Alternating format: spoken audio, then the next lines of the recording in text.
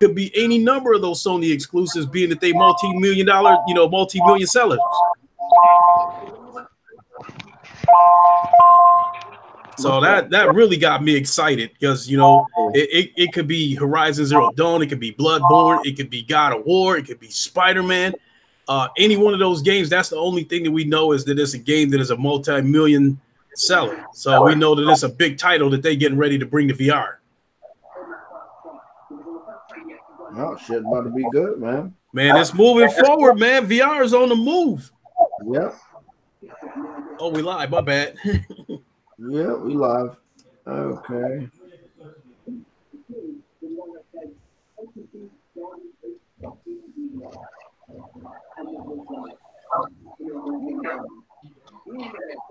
What the hell? What's up? Man, your podcast started off with an ad before we got into it. Yeah. That's good shit. Let's do it, guys. We're gonna do the intros. Adam's coming. Hopefully he's coming soon. There is a problem with I've ran in my add more. I think we've ran into a problem with adding Adam from Google Plus for now on because Google Plus is gone, so that's one of the casualties. Sam seems to have a developer account, so it'll continue to allow me to add him from the app. But if it ever has problem, I'm just gonna send him the link through Twitter like everybody else. So I will. I'm gonna go last. Everybody else, you can get started with your intros. Let me turn this camera on. Okay, I'll go first because I need to go grab my normal ginger ale and guava. Yo, what's good, everybody? It's your boy Lincoln Clay, the Godfather of gaming, the ageless wonder, down with the PlayStation Legion podcast. We got a lot of good stuff to talk about, so we're gonna get to it. Hey, what's up? This Big Money, man. My headphones fucked up right now. Am I echoing?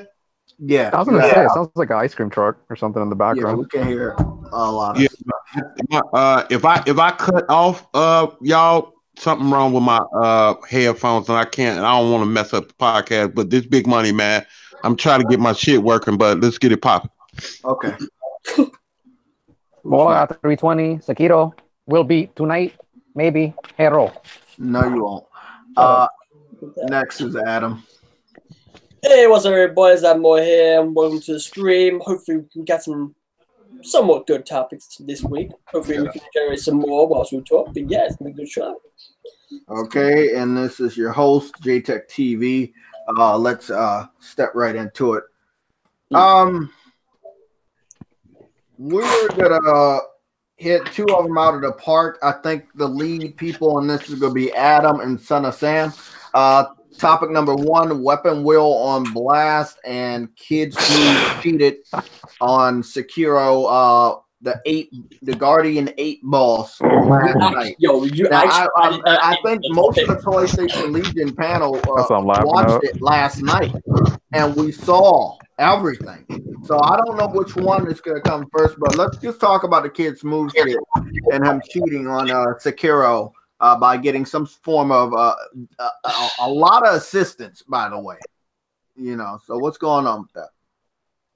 Well, I mean, all right, so let me just start this off because obviously, Adam, you gotta turn your camera off so they can see your little circle keep moving when you talk. Other than that, it's just a black screen. Oh yeah, shit, yeah. I can see a symbol. Right. Is that working? Yeah, it's better now. There you go. Okay. So yeah, all right. So let me start this off by saying, first of all, obviously, I don't know how many of us were watching. Obviously, I was watching last night.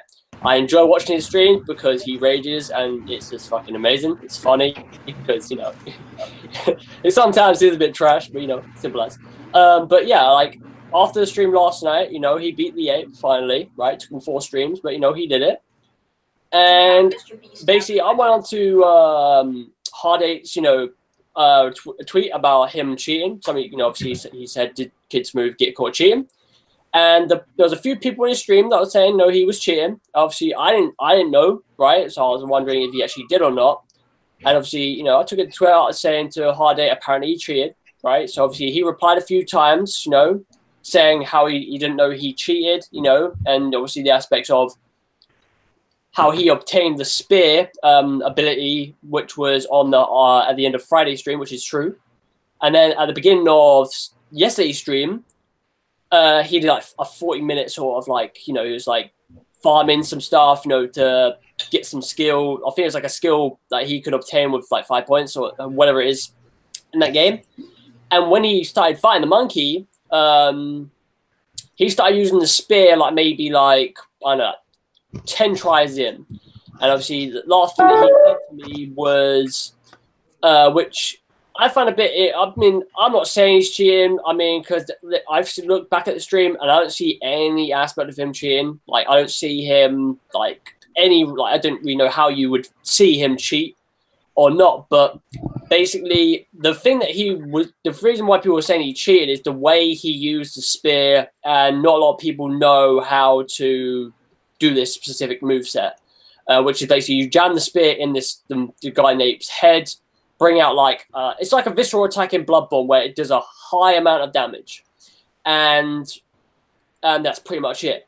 So you know, I ended the whole conversation with him saying, I just said fuck it, push forward, good luck, and I just said to him the ape shouldn't have been as hard as it was for him because there's harder bosses that he's going up against, and the thing is I've not played the game, but I've seen people play it. I want to buy the game whenever I can, and when I do, obviously I'm new to the whole Soulsborne games, you know, because obviously I recently platinumed Bloodborne, a couple weeks ago, and that was my first Soulsborne game.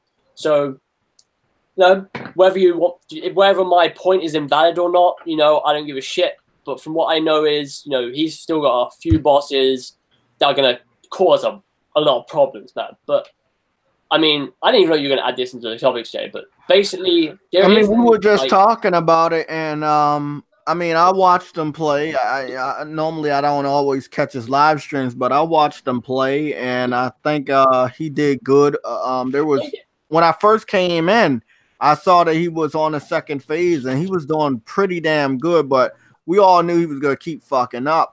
But the last time that he did it, something was different, and he was like he really went all in. And I'm not, you know, all gamers have this second or third gear where we have this focus we activate, and nothing can stop us from accomplishing that goal. So maybe something snapped in him, and you know, on top of the knowledge that I don't believe he had in the beginning, you know. Because when I first started watching, he wasn't playing or trying this. No, he was not. Somebody was saying that he was using a staff to bring out the centipede in the ape's neck, and I didn't see him do that. Most of the times he died. So then I also saw some stuff that he was using the firecrackers or something. Yeah, which you would do. Yeah, because it's an animal, which that's what that is used for. Mm-hmm. So, but I do believe he got help. You know, to get help, you don't always need to look at another YouTube video. You can get a text message. You can get a message on a computer or something. There's many different types of ways he could have got assistance off screen, and he has before, like with the bull. Like we know he got assistance with the bull. With the fireworks, because we know Sam dealt with the bull for a long time until figuring out the fireworks. So it was a process of elimination for me, dude. Huh? It was process of elimination. I basically that was the last thing I could do, and that's what ended up working out. You know what I mean? Like I did everything else. Yellow was gonna ruin it for you and let you know. That means you would have beat the ball sooner, even though, you know, I know you wanted to do it on your own, but you ended up doing it on your own. But if Yellow would have told you, you would have beat the ball sooner. And that's what a lot of people were talking about with the bull as well. Someone had to have told him that, because there's no way Kid Smooth would have figured it out that soon. I mean, if I'm I'm just going to say, right, because obviously I don't know the rule sets to this challenge, right? I don't either. But from what I can say, man, and obviously this is my opinion on the challenge, like, I've seen some of these game challenges that are set, and some of them are pretty damn harsh. This one's very, very loose. Like, I mean, listen, I'm not one of those. I know it's like he's getting additional like, time for. Yeah, I know. The thing is, right, it's in terms of like, listen, I'm not obviously putting money into this. I'm not one of the sponsors that have given money. So obviously, again, I apparently, I can't talk shit, sort of thing about it because I'm not the one putting money, which I can understand that. But from what I've seen of the challenge, it's like, if they see him struggle, in a sense, they loosen shit up. Like you just mentioned, the whole Lady Butterfly thing. He got an additional 10 hours because he beat her. And I've seen people speedrun this game in less than an hour, which obviously, I'm not expecting to do. But based on like the short amount of time what people have completed this game, it's roughly between 12 to 10 hours. And yes, I know he works. Yes, I know he's not like as experienced as some of these other people that play these games, these sort of games. But to be honest, I feel like the whole 40 hours should have been a thing, bro. I mean, but just to sort of like narrow it all down, I don't give a shit if he cheated or not. Like, I mean, a lot of people blowing this out, but I don't know why people are talking about this that much. But the fact of the matter is, whether he cheated or not, people that played the game or know what is to come, where like the boss that he's got to take on next, know for a fact that he's got 12 hours to complete his game now. The boss that he has to go for are worse than the fucking ape. So that's the reason why I said to him, good luck, because you're going to need those 12 hours, bro. And I'm telling you right now, he cannot farm like what he did yesterday. He cannot farm. That was a little bit of a waste of time. I think that if he really wanted to better himself, he should have bettered himself a little earlier, like you should have leveled up a little bit earlier in this challenge, but to take out time, can't do any of that. They don't allow that. You see, that's the problem. They don't allow him to do. They don't allow him to do any farming whatsoever off stream. He's got to do it on stream. So it's like, okay, cool. So no, I'm not saying to do it off screen. I'm telling him to do it on screen, but he should have did it earlier in the challenge, earlier in the game. It's weird that he feels that after or before a difficult boss, he has to do these grinds, which waste a lot more time. I've grinded a lot on so many different RPGs. I know how time consuming it is. So I don't think that it's the smartest thing to do. But let's move on to another topic. Yeah.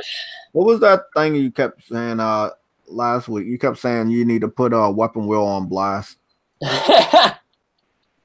No, all right, so obviously we just talked about Kids Smooth, right? And this is, you see, I don't know how long has it been. Like, I've been watching the Weapon Wheel podcast for roughly now, like 2 years. Well, for off and on, right? I don't watch their podcast every time. But when I do, I don't know what it is, but I get into the point of going on to their podcast when stupid shit happens. And last week, right? I'm not saying I wanted to put them, I won't put on blast like what you'd expect, but I just want to ask one question: who in the fuck was that guy yet last week? Like, the one that was related to you. Like, literally took over their whole freaking live stream and couldn't stop talking, bro. I know, obviously, I'm doing the same thing. So far, I'm talking right now, but that guy talked a lot. And some of that a lot was a lot of shit. Like, yeah, he said some really stupid shit. And you know what was funny? The audience seemed to know how wrong he was and called him out. Told BG to get him out. And what did BG say? Oh, all you guys are haters, man. Man. All you guys are haters. We need to respect this guy. It's like, no, dude. This, like, you are basically making, I don't know, man, like, you're just getting this guy in, making your podcast really fucking easy for you, right, to just basically, I mean, your topics on that, I saw the topics, man, they're just bland and basic, man, so I was like, so you're basically using this guy just to fill in the minutes or hours of that stream, man, like the whole podcast. I'm like, and I just saw that, I just kept on scrolling down, and the one thing that I found funny in this whole thing was I scrolled down the, chat. Everyone was saying, get rid of this guy. People were super chatting saying, is this guy still talking? It's like, yeah, he's been talking like throughout the whole thing. And the one thing, like I said, JTech last week. Sounds familiar. Yeah, me. Legal. But like, you know, but the thing is though, Sidestep, I actually allow people to get a word in, right? If people want to talk, I'm not the sort of dick that would actually keep saying shit. I'll be like, yo, get your word in. Like, I'll stay quiet. Like, there'll be a point in this stream, but I'll just go get dead quiet because I want to let you guys talk. But one thing that pissed me off, like, throughout that thing, some of the shit this guy was talking about was obviously the Jason Schreier Kotaku article with BioWare, saying how some of the people that were at BioWare were being suicidal or thinking suicidal. No, they weren't. There's a sense of, when it comes to anxiety and depression, there's stages, right? Anxiety is before depression. Depression is before suicidal. And a sense of anxiety is basically the long aspect, right? Some people get straight up depressed. Some people don't. They have anxiety points. And then if that anxiety builds up to a certain point, they have depression stages. And then from that, it has to be really bad for them to even get to that point, in which none of them were. They Let were me just ask you a question. Was Broken Games one of the people that was hyped for Anthem? Because he seems like a casual type of gamer that would literally go for the hype. I mean, I remember him talking about it from time to time, but like, I don't think I think he was on the hype bandwagon, and then when everybody started to hate it, then he said, "Oh well, let me hate it too." Like the guy is what Sam says is a clout chaser. Down a twist. Well, yo, like, this is the guy. I mean, listen, right? I don't know this guy. You know, I don't talk to this guy. Or, you know, obviously you do. Yeah, you had a bit of history with this guy. But from when I hear him say like certain games are trash, obviously this is an opinion. When I heard him say like, for instance, Dreams looks trash, or like, what was the other game? I think he said, I'm not sure if he said Death Stranding. Death Stranding. He said Death Stranding and Dreams. Now this is the thing. The thing about those two games is when they get a lot of awards and everyone has the receipts from Broken Games repeatedly calling Dreams and Death Stranding trash, he's gonna look as bad as Kofi looked when Kofi was talking about the Spider-Man. He was agreeing with Kofi on the fact that Spider-Man was downgraded because of lack of puddles in a specific scene in a specific area. And remember when I found that scene in Spider-Man, Don't worry. So I just went into your stream. Just see your chats now. Okay. Remember when I went and found that area in Spider-Man? It was in that building that was being still worked on, but you could go back to that same area. You know, you could go into that area. It was very small. I did it on live stream. It was so small compared to the rest of the whole map that clearly had puddles, and then, you know, remember a couple of those side missions that had the lightning and thunder and rain and all. It was just funny that they pinpoint on just a small section and say, because this area had some differences in visuals, the whole game was downgraded. And it's like, we understand that Kofi and Broken Games are not game developers, and we're grateful that they're not, but they're also not certified game journalists or analysts. And if you take their word as fact, you're going to be lost as fuck. And that's why a lot of people that follow them are so casual, are so lost when it comes to, you know, discussions of exclusivity and other things in gaming politics. They don't know shit. You know, and I'm not saying that I'm like the best teacher or trying to be anybody's teacher. I'm just being 100% honest on what I fucking see and what I've saw for many, many years. But let's go on to another topic, because that's it, man. People like that don't deserve that much time. Let's see. We go on to the next topic. Easy mode compared to accessibility. I think a lot of people, I'm going to have Adam take this one away too. I think a lot of people are confusing people begging for easy mode and accessibility, the same thing. Why are you giving me all this shit? You want me to be like that guy from Record Podcast? Yes, I do. So we can go for it. Okay, so let's go. Let's run over this real quick, and then this. I'm watching the Yankee game, Adam. Take over. No, bro. This is what I want to say, right? Corey Brawler was attacked by people that don't like PlayStation, and they made it seem like Corey was attacking Sekiro. Corey was not attacking Sekiro. Corey Borlord, he has to protect himself. He had to defend himself. He said multiple times that he likes From Software. I don't see why not. They're actually similar to a part of the family of PlayStation after they're, you know, creating Bloodborne and that being a huge hit. I don't see why Corey would hate From Software. He doesn't hate From Software. He clarified that multiple times. His game is accessible to people with different difficulties or your handicap or mental disabilities. Long story short, people were trying to say, well, God of War has an easy mode and he wanted Sekiro to have an easy mode. No, he never said that.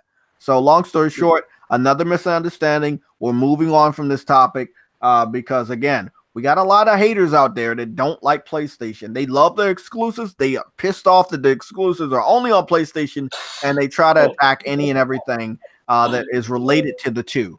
And that needs to stop, but it will never stop. Yeah, I mean, just before, right? I mean, like, I just want, you know, obviously, JT, you said your thoughts on the whole easy mode. I mean, obviously, this was based around don't care if this was based around Sekiro, right? The accessibility was based around the difficulty of Sekiro, right? They're talking about that. They're not talking about accessibility as if, like, for instance, you know, what Uncharted have with, like, you have auto-lock aim. There was other things like that. Testing. Can you hear my neck? It was a sense of it was difficult, which obviously for me, right? Yeah. Yes, it's cool to have different levels of difficulty. Like, you know, obviously I watched you play Survivor. You're doing your challenge for Last of Us, which was on Survivor, right? You went from Grounded to Survivor because Grounded was the add-on difficulty. And obviously Survivor is basically the same thing, just, you know, obviously you can actually take a couple of hits before you die. Now, that is a sense of if you are a person that wants a challenge, you would go for that. Or if you're a person that's going for trophies, you would do that. Now, that's all fine with me. But when it comes to that specific game, Sekiro or Bloodborne or Dark Souls or whatever, or like in a sense, like an RPG sort of game, right? Because the levels, there's no sort of level, you know, like easy, difficulty or anything like that. It's all set based on how far you go into the game. Like, that shit should just not be touched with Sekiro, man. That's what makes a From Software game a From Software game. Simple as. For me, that's my point of it. Obviously, I don't know what Boca or Lincoln think of the whole, you know, easy mode aspect, because obviously, you know, having these in the games, but, you know, it just all depends on developers. If they're making a game that, like, has that built around it, then do it. If you don't, like an RPG or like them, don't do it. Just, you know, make your game your game. It's, you know, just your idea, own it. So blast. But yeah, I mean, don't know if anyone wants to, you know, jump in on that, but if not, we'll just go on to the next topic. We're gonna go to the next topic. All right. Okay. Again, we're gonna cover the Persona 5 topic every fucking PlayStation Legion Hangout episode, specifically to make a point. So me and Sam got some new information, and I don't know if I want to put it on the screen because I can't find the link, so the words are going to be too small for the pictures. I don't think it's a point. I'm going to share the screen in a little bit because we're getting close to that. But I wanted to make a note of Persona 5 is still sought after by the Nintendo Switch community, and I just want to tell you what I see in the gaming community so far. The PC community is supporting the Nintendo Switch community in getting Persona 5 specifically, so both communities can, in some stupid retarded way, tease the PlayStation guys of losing another exclusive, even though it's not a first party or Sony owned IP. So that is what I see. I don't think either one of the communities really care about the game per se, because they weren't there for Persona 1, 2, 3, and 4, or begging for either one of those to the degree that they're begging for this one. So we got some news that Persona 5S,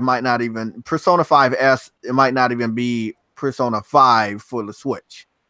And that a lot of Nintendo fans found that information out, but are not actively sharing it because they don't want it to be true.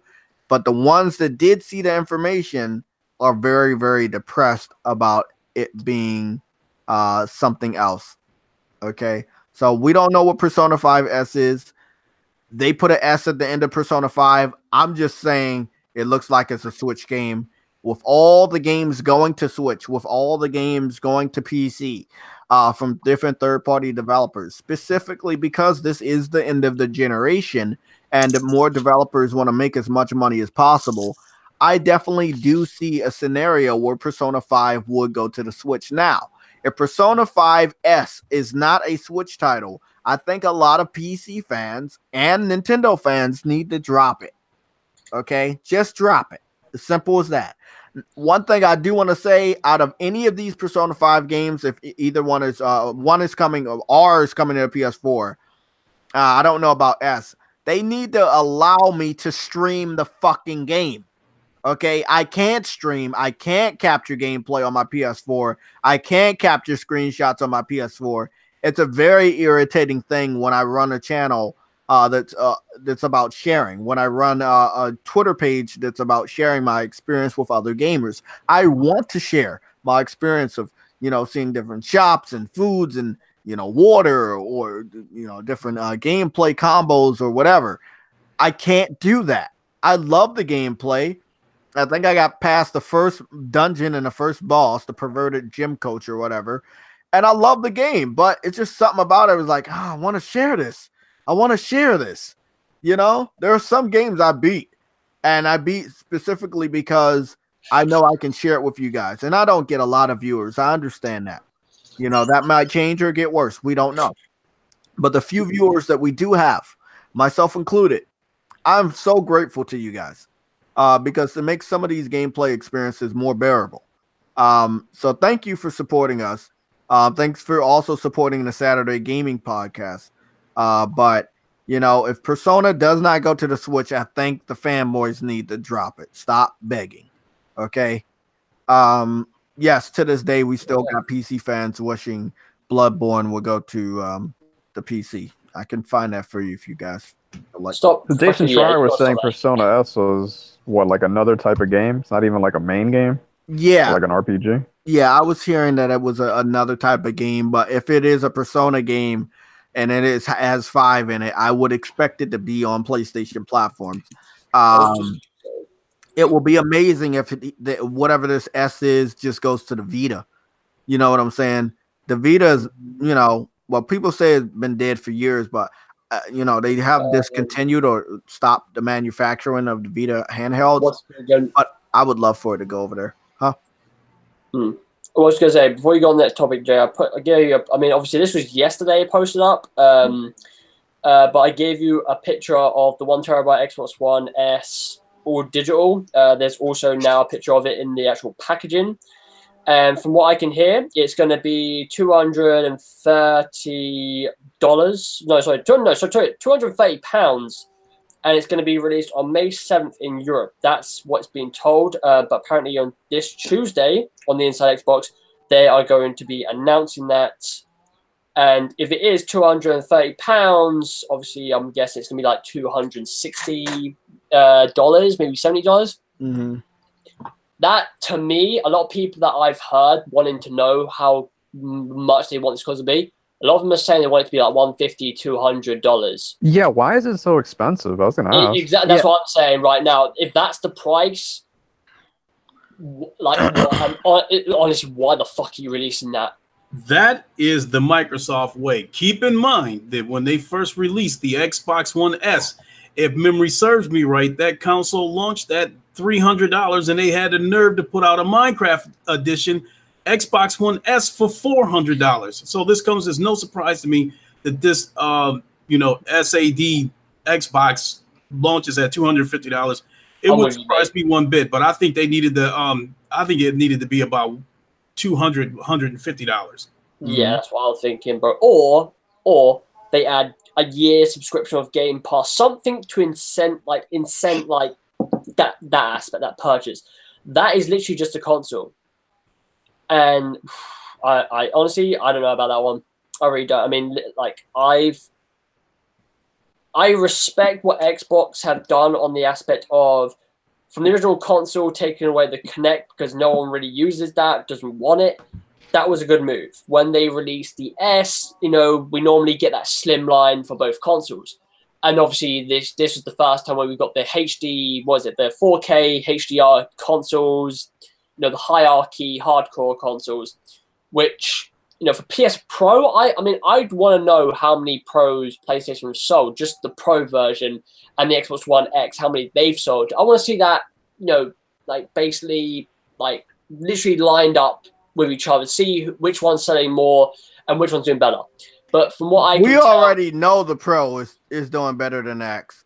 Oh, I do, but it's a sense of, if that's the case, again, I know Microsoft have a fucking truckload of money. I know they do, but you can't tell me that them building the Xbox One X and even this console and it not selling as much as what they are demanding or are depicting, it's got to be hurting them in some sense of just not generating enough profit. It's got to, because even if it doesn't show on their piggy bank, let's just say, honestly, it's got to be, because with PlayStation 3, that showed. But when obviously, with the PS4 launching very well, doing what it's been doing, that's sort of being kind of, reversed in a way. They easily profited in the first 2 years or year and a half, I think it was. But yeah, if that is the, honestly, I mean, obviously Lincoln mentioned it, that is the price. Yeah, that's going to be a hard $250 sell. with no games? No games. Extra? Wow. I see this all digital Xbox getting off to a very rough start because first of all, they introduced this console very late into the generation. With that being said, I don't think sales are even going to make a blip on the chart until they knock this thing down to $150. I think they'd have to knock it down to $150 and add a bunch of games with it for it to make any kind of splash. And knowing how Microsoft operates, by the time they knock it down to that price, we'll be well into the next generation. And listen to this. This is another thing people should really think about with this system. Majority of the gamers don't want it, and the majority of the gamers all have already said so.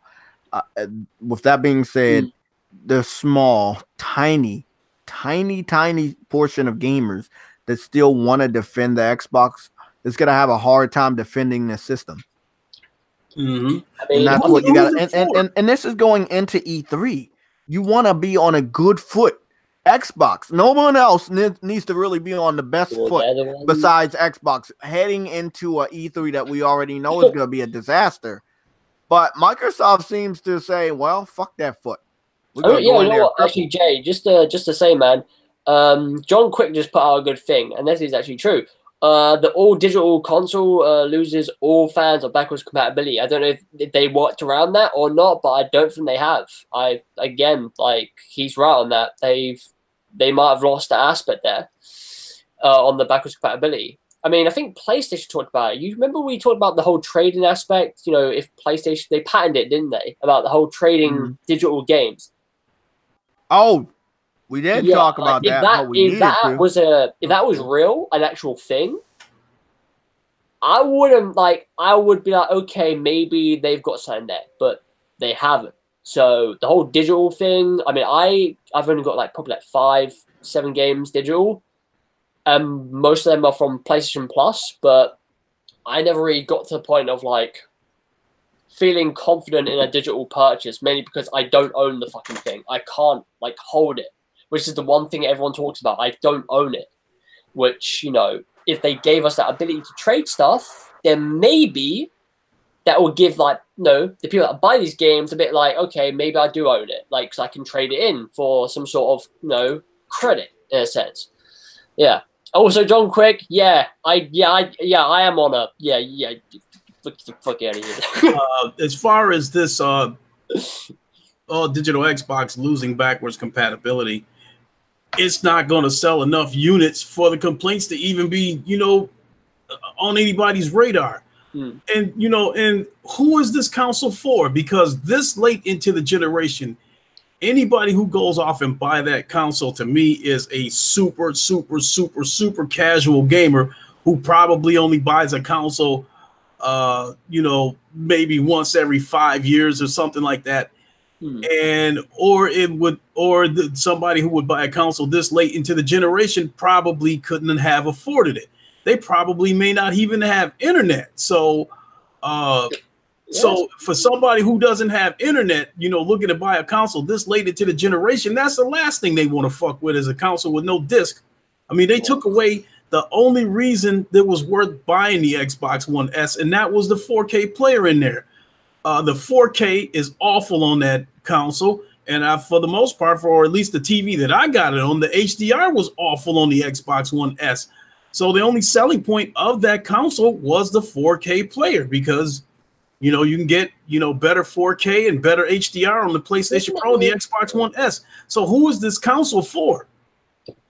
But this is it. Like, I mean, I remember Xbox fans were giving PlayStation fans a lot of shit for the whole 4K Blu-ray thing in the S, or what was it, that or something?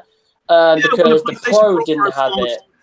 When the PlayStation Pro launched, they announced that it wasn't going to be 4K on there. Now, from what I understand, the PlayStation Pro is capable of playing 4K DVDs. It's just a matter of Sony sending an update through the console. But from what I understand, they didn't go that route because they're trying to sell their standalone 4K player. So the Xbox was sitting here running their mouths about the PlayStation Pro not having a 4K player, when in actuality, if that stuff is true, it's just Sony locked everybody out of it. That makes a lot of sense, because me and Lincoln, we talked about this a while ago, a couple podcasts ago, that Sony is always ahead of the curve. They always have put out a system that only needs a firmware update to transform it into something different. Just like last generation with the PlayStation Move, as well as 3D gaming. And then we had this generation with HDR, PlayStation VR, and I think we had one more thing that transformed it. But there's so many different things that weren't there in the beginning of either the PS3 or the PS4 that got there with a snap of a finger and a small update. And that right there is crazy. So I think the 4K Blu-ray player is definitely going to be in the PS5. So I don't expect the system to be $400. But I definitely believe that this is not a good thing for Microsoft. I mean, we see a lot of times, Jay, where PlayStation get a lot of shit for cross progression, cross fucking platform game. That there's basically some of the services and stuff like that. Applications that PlayStation haven't got, and all these bits and bobs, right? And PlayStation get a lot of shit about that. But when Xbox are throwing this sort of thing, right? People sort of just don't they overlook these sort of things, like, oh, they're making a new console, whatever. But do you ever think to yourself, I mean, it's obviously far-fetched, like far-thinking, or a far-fetched thinking aspect, right? But you're basically bringing out another console, like we said, at the end of the generation, in which is probably not going to generate money. Like, listen, if you bring out this console, right, which you'll announce this Thursday, let's just say, if that's correct, which I think it is anyway, because inside Xbox, and then at E3, like, oh yeah, we'll bring out the next generation Xbox next year.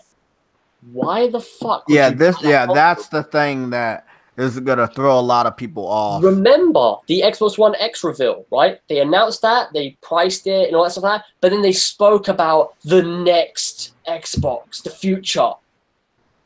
Why? What's the point? So they basically have 4 systems, and Sony does have 3 systems, because you have the original, you have the Slim, you have the Pro.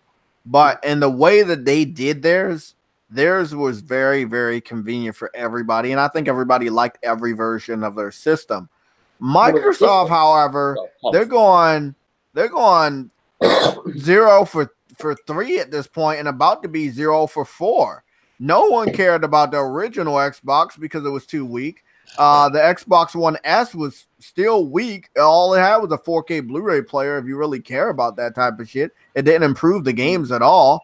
And then with the X, it improved the games, but it came so late in the generation, and it really didn't matter because Sony was already on top with exclusivity games. So now you got the 4th system coming out that seems to be just as useless as the S, but worse than the X, due to the fact that you don't have a 4K Blu-ray player and it's not going to be powerful. I mean, the S. Let's just say the Xbox One S, and the PlayStation 4 Slim are basically the things that take over the original PlayStation 4 and the Xbox One. That is literally what they are for. As soon as they release, they kind of start to debunk the original vanilla consoles. They think, all right, this is the console you should be getting. It's either that or the Pro or the X. That's literally it. So they always do that with the console cycles, and that's a good sale mentality, right? And obviously with the Pro and the X, this is obviously new, but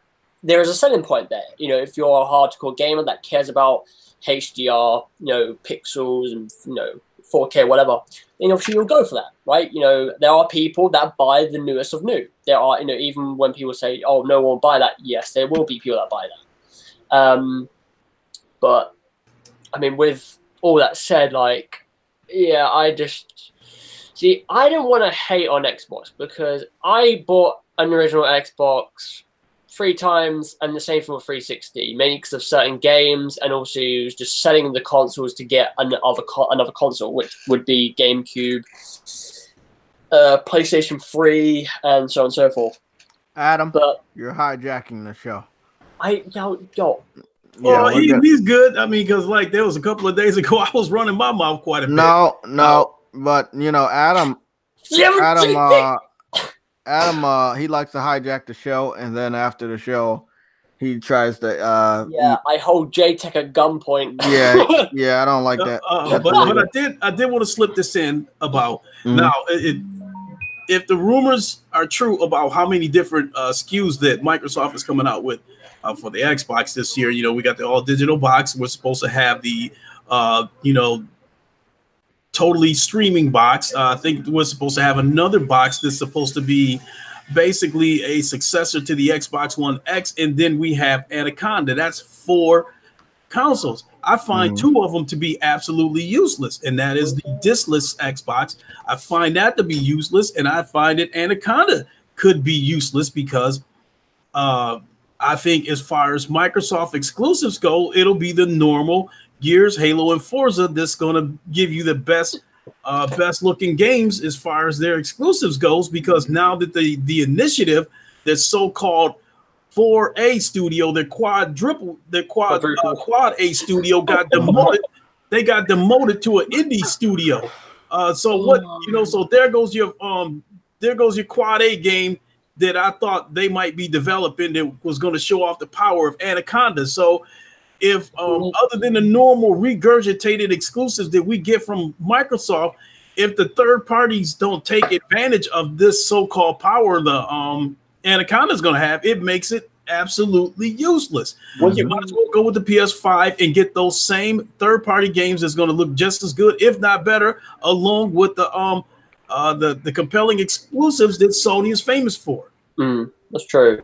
I mean, with your just mention of what you said about the Xbox, wasn't it to be obviously the Anaconda was the hardware console of the next generation, but then they had the cloud-based console. Is that what you're talking about?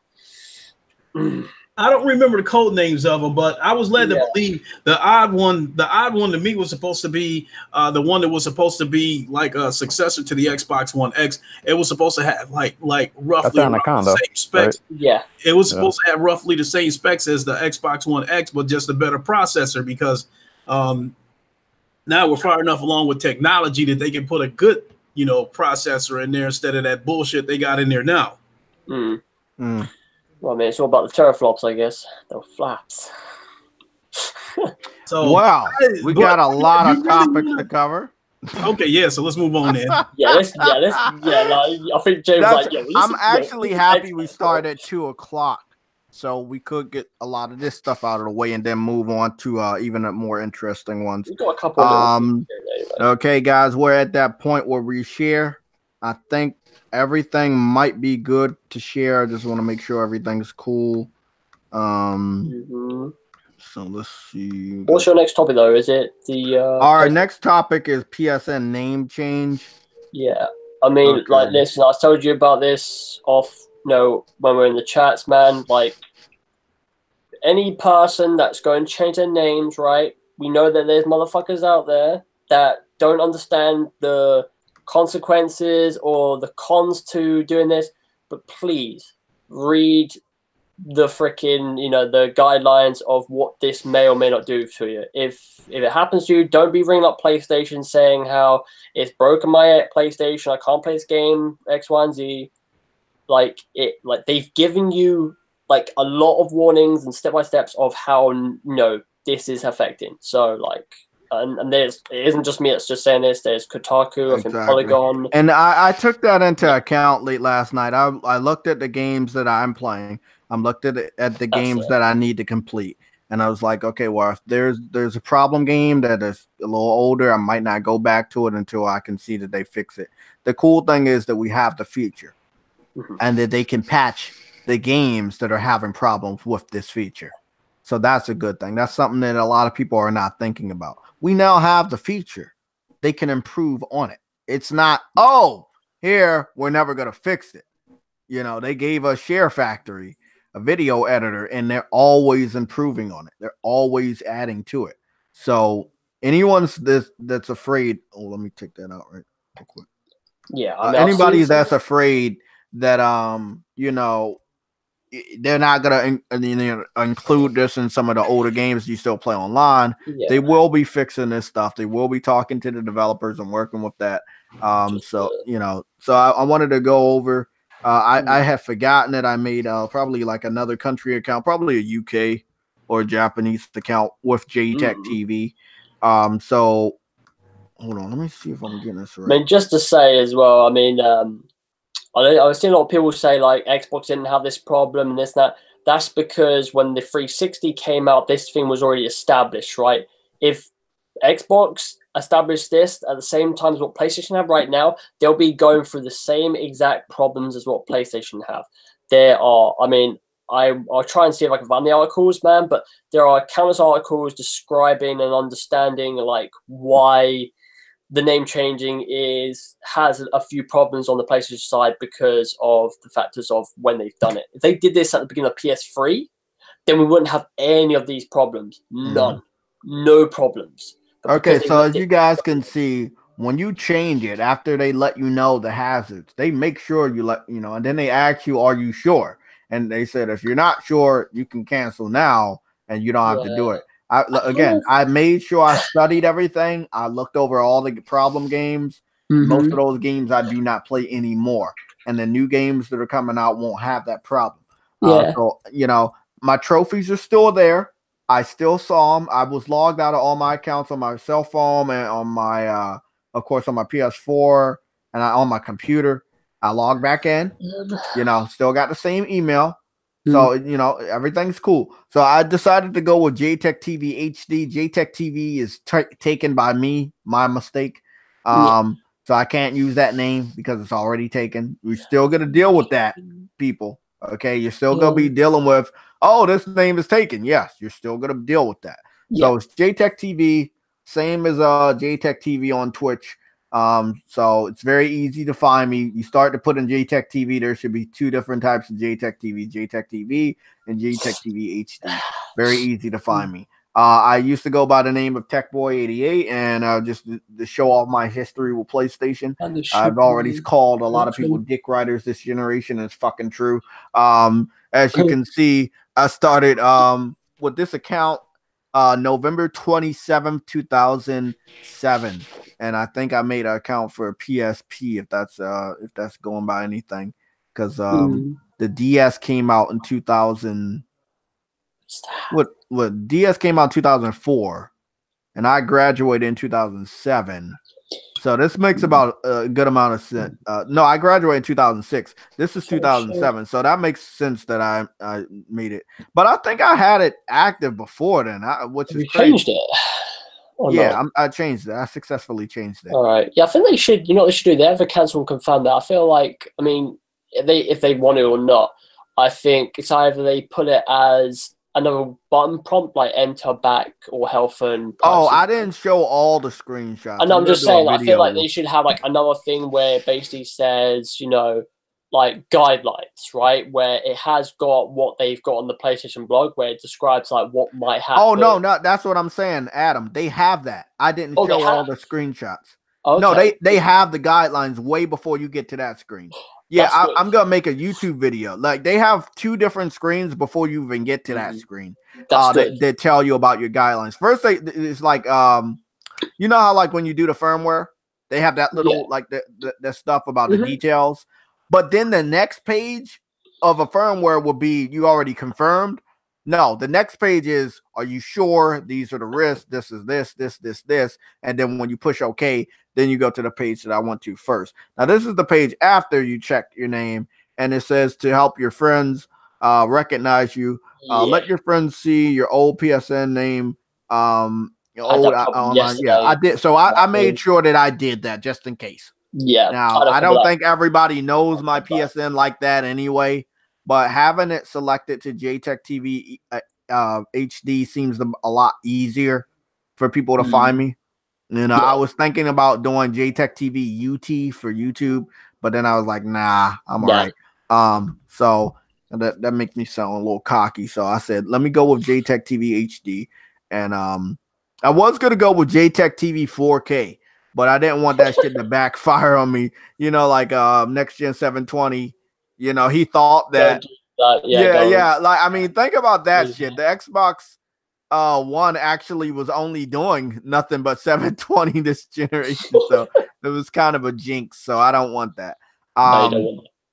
So, but yeah, you know, as far as everything is concerned, everything's right and everything's okay right now. I might play some older games that came out before the update. If I have any problems, I will let you guys know. I keep you updated. Trust me, I will. Yeah, I've seen some stupid shit on Twitter about this whole name change. Some people have actually went out their way to just look for excuses or some bullshit, like parts that are broken about the name change, and just to put on Twitter and be like, yo, bitch about it. Like, obviously, you would get that, but... Okay, so while we're looking at pictures, I did want to talk about this statue real quick. And this is the Days Gone statue. This is a statue that I wanted to be in a collector's edition. We talked about it. It probably will be too expensive, but I am going to be hunting down the statue for my statue collection later this year. It is an amazing statue for Days Gone. It gets me more hype for the game than I ever thought I would be. And I'm just so excited about this game. I really can't wait to play it. Seeing some pictures from people that already got their review copies, hearing some great things about it in photo mode. So I cannot fucking wait. Adam, what are your thoughts on Days Gone? I know you're getting that game day 1 too, right? I mean, you're getting the game this year, right? Adam? Hello? Looks like he's muted. You muted? Did I mute him? No. I probably want to do something real quick. Oh, okay. Well, I go to you, Sam, and Lincoln. Big Money's in here. Big Money. We good? I don't know. All right. I can say that yes, I am looking forward to the game, and where I'm at right now. Let me ask you something, because you're a VR guy. So did you get that? What's it? I don't know if it's California Sunshine or Sunshine. It's a zombie VR game. Did you get that? You know what I'm talking about? No, that doesn't ring a bell. Hold on. Let me find that. Sunshine PlayStation. Oh, you VR. mean Arizona Sunshine? There you go. No, I think that, first of all, I think that game's overpriced. The first time I saw it, I don't know. It looked like something that could have been kind of buggy. But first of all, I think, it looked like a little bit of a wave shooter. Yeah. And it doesn't matter whether it's VR, flat screen. It doesn't really matter what it is. I'm not a big fan of wave shooters where I stand still and everything comes at me. For me, being able to move around freely in VR is a huge part of the immersion. Yeah. So no, Arizona Sunshine is not for me. I think the game is overpriced. The game sells for $40, and it's been that way ever since it came out. Based on a little bit that I saw, the game looked like it's only worth about $20 for me. I mean, I'm not on my own channel, so I can openly say this. I think the only way I would probably get that game is if I reached out to the developer and asked for a review code, because I have done that with a few VR developers. I have reached out to them and asked for codes, to be featured on my channel. So I've gotten a few codes back. So that's the only way I see myself owning Arizona Sunshine. Yeah, I was excited about it because, as you know, I haven't played a lot of zombie games, but I wanted something different, and I don't think nobody was giving it to us. You was always going to get the same Call of Duty zombies.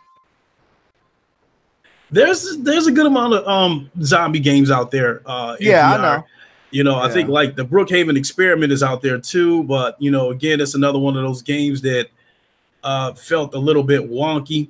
But it's okay. But I think the game is kind of fairly priced. I think it might be $15. I'm not sure. But yeah, like whenever you do step into that VR realm, you'll find what you're looking for. The big VR game this year is Blood and Truth, right? So far. What's that? The big VR title. Oh, Blood and Truth. There is a lot of VR titles, and I know that we're not supposed to be on this subject, but I still wanted to slip this in real quick that I think 2019 is going to be the biggest year for VR. I'm not going to go down the line again and list all the VR headsets this coming this year, because a lot of them are PC headsets, and that doesn't apply to you guys because I know a lot of you guys don't fuck with PC gaming. But as far as the games that's coming this year, you've heard it before, the Iron Mans, the No Man's Sky, the Blood and Truth. And I think yesterday we got news. We'd seen pieces of another game that I think is going to be a big hit. And I think that's that Vader Immortal that's going to be coming to the Oculus. And this is also going to be an Oculus Quest title. So I think you know what? While we're on the topic of VR and on the weekend of Star Wars, when are they getting a good Star Wars game? I know a lot of people was like, "Oh, Beat Saber." No, Beat Saber is a Beat Saber game. No, that's what I'm talking about. What that Vader Immortal is for the Oculus Rift. Oh yeah, it could be coming out at the end of this month. A lot of people are speculating that it's going to release day and date along with the Oculus Quest and the Oculus Rift S, which those two headsets will be releasing at the end of the month. I think April 30th is what I'm hearing, because they got to hurry up and get in front of the Valve Index, which is Steam's individual VR headset. So and VR is heating up on the competition side, huh? Oh no! Listen. Well, fuck it, Jay. You made me go there. Oh shit! Listen to all these headsets that's going to be coming this year. This is the headsets, not the games. Okay. We already got the Labo VR. We already talked about the potential of what could happen with Zelda Breath of the Wild, and if they would possibly bring Pokemon to that VR, that would make that Labo VR blow up. We've got the Oculus Quest and the Oculus Rift coming this year. That's 3 I just ran off so far. We have the Valve Index coming this year. We have the HP Proverb coming this year. We have the Asus Ojo Concept D coming out this year. We have the Vive Cosmos coming this year. So, like, off the top of my head, that is 7 headsets that I just ran off that's coming this year alone. So yes, VR is heating up. But even if PlayStation had not put VR on the map as we know it right now, even if VR would have been on life support, it still would have never completely died, because VR, at these electronic shows, VR is always the technology that people want to show off, to show how far we've advanced in technology. VR is always one of the things they want to show. Like, look where we're at now. So VR is not going to die, even if it doesn't quite hit the mainstream.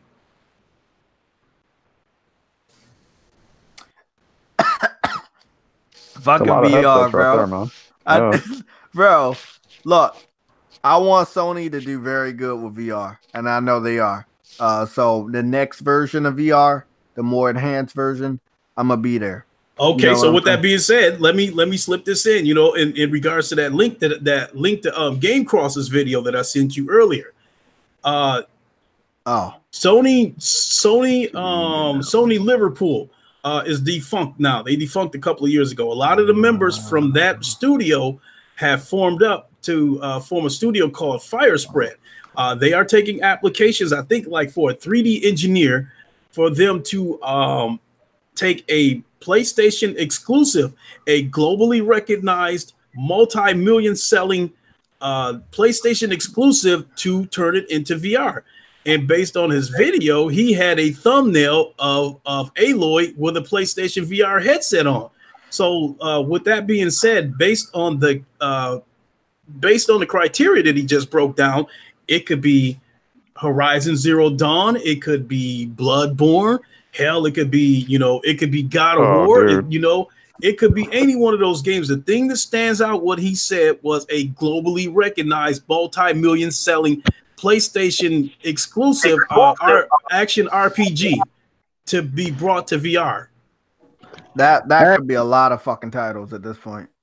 JayTech. Yeah. Can you hear me? Perfect, man. Perfect. Oh, okay. I'm not too loud, am I? No, you're good. Perfect. So, okay. So whatever game whichever one of these compelling PlayStation exclusives that they convert to VR, to me, it's a can't miss. So, hey man, you know what, bro? I still think that VR is in that realm of diamond in the rough. It's the Wild West right now. Yeah, it is. It's not quite there just yet. It's still the future if they hit on the point right. But the thing about it is, man, like with most cases, it's that getting people sick thing. And I think that's scaring a lot of people away. Because I know a lot of people right now that want to get VR, and they know that I have VR, and I keep telling them, and the only thing is the part of getting sick. And I know a lot of people, it's different for a lot of people, because I know a lot of people get car sick sometimes, and I don't even see how a person can get car sick. But that's the only thing I think that's holding VR back right now. But VR is like a real good diamond in the rough. But I think that's the only thing that's holding it back. But with the growth of VR, there's going to be technological advances as well as bug fixes. So with that being said, I think VR is still good. Okay, it's not that it's not for me. Well, let me ask you this then. Let me pose a lot of games I want, but let me ask you this then, Jay. Based on what I just told you, what PS4 exclusive that we've had this generation could come to VR and you say, okay, now I'm going to take a chance? What PlayStation exclusive would need to come to VR for you to say, okay, I'm going to take a chance on it? It does at this point. It doesn't matter, and that's just I'm just being 100% honest. I love VR, and I have the money reserved for VR. It's my eyesight, it's my eyes, and I want to make sure I'm seeing a little bit better than that. I've already went to the doctors, and I got my glasses, prescription, and all that. My eyes aren't horrible, but I don't want to do anything that would decrease the value of my eyesight. I got you. So you want to make sure those like the bright lights from those lenses and stuff like that. I want everything to be right. So I kind of agree with Big Money. I want it to advance just a tad bit. It doesn't need to be 4K. It doesn't need to be 1080p, but just a little bit on the protection side. No, 4K is here right now because the Valve Index that they're going to be taking pre-orders for. May 1st. They're speculating is 4K. I'm hoping that the PS5 is and full backwards compatibility. A lot of people keep thinking PS1, PS2, PS3. No, we're talking PSVR also with the PS5. Day one, right? Any PSVR titles that are on the PS4 should be playable on the PS5 with enhanced visuals, not only on the screen, but as well as inside the lens, if that's possible. I think they'll do it. And then with that being said, I don't think I would have a damn problem supporting the PSVR. I don't know what's going to happen this year, but if I see that shit for a low enough price and I see I got that money, man, I will pick that shit up. It might collect a little dust. I might play it every now and then. I definitely have an assortment of games that I want that are on the VR. And like you talked about my cardio, I want to move around a little bit more, and slim up. With the cardio, that would help a lot. And outside of going and work and going to the gym, playing basketball, the boxing that I do, and being able to do that in the privacy of my own room, that will be amazing. Oh shit! Well, Creed and Beat Saber are your games. Yeah, exactly. Yeah, look, like I said, I have a list. Those games, and I have so many others. Like what is it? VR bots. Is it called Astrobot? Sorry, Astrobot, and some other like games that I saw on VR. I got a list. I just want to make sure that because I play games for a long time. I ignore the warnings, and I know I shouldn't, but I'm definitely gonna have to put myself on a timer for games like those. I mean, you'll feel it. Trust me. Oh, I know. But it's nothing against VR. Everybody know it was a decision personal decision I made. And it was between PlayStation VR or the PS Pro. And I made the decision to go with the Pro. I don't have anything negative to say about PSVR. It's just as far as right now, I wanted to be a little bit more advanced on the visual side of what I'm seeing. But because I had got it as soon as it came out, man. I had the VR for at least like a month and a half, and I couldn't. Like I said, I couldn't. The thing I thought I had one of the strongest stomachs in the world. Fucking thing tore me. It felt like I had the Ebola virus, man. That shit. I've never felt anything like that ever in my life. And like I said, and that's the thing I'm afraid of. I'm not afraid of the games. Okay, I'm not afraid of anything else. I just don't know how it will make me feel. Now listen to me on this. Yeah, go check it out first. I experienced enough motion sickness that I'm not gonna lie. I almost sold my PlayStation VR because of the motion sickness that I was experiencing, and I had bought it for my son, and he wasn't playing it. But I stuck it out, and as far as the motion sickness goes, a lot of it is you have to play it to get your VR legs under you, as they say. But in the meantime, there are band-aids you can take to alleviate it. And like I said, you can do things like drink ginger ale before you play, and that will, pretty much stabilize you before you play. You can eat ginger root, eat candy, sit down while you play in short bursts and take breaks. But all of this is what the ultimate goal is, building up your VR legs. Once you get your VR legs under you, there's no game that you'll be able to play that'll fuck with your stomach. And that's where I'm at right now. I can play just about anything that won't fuck with my stomach. How long do you play? And that's another thing.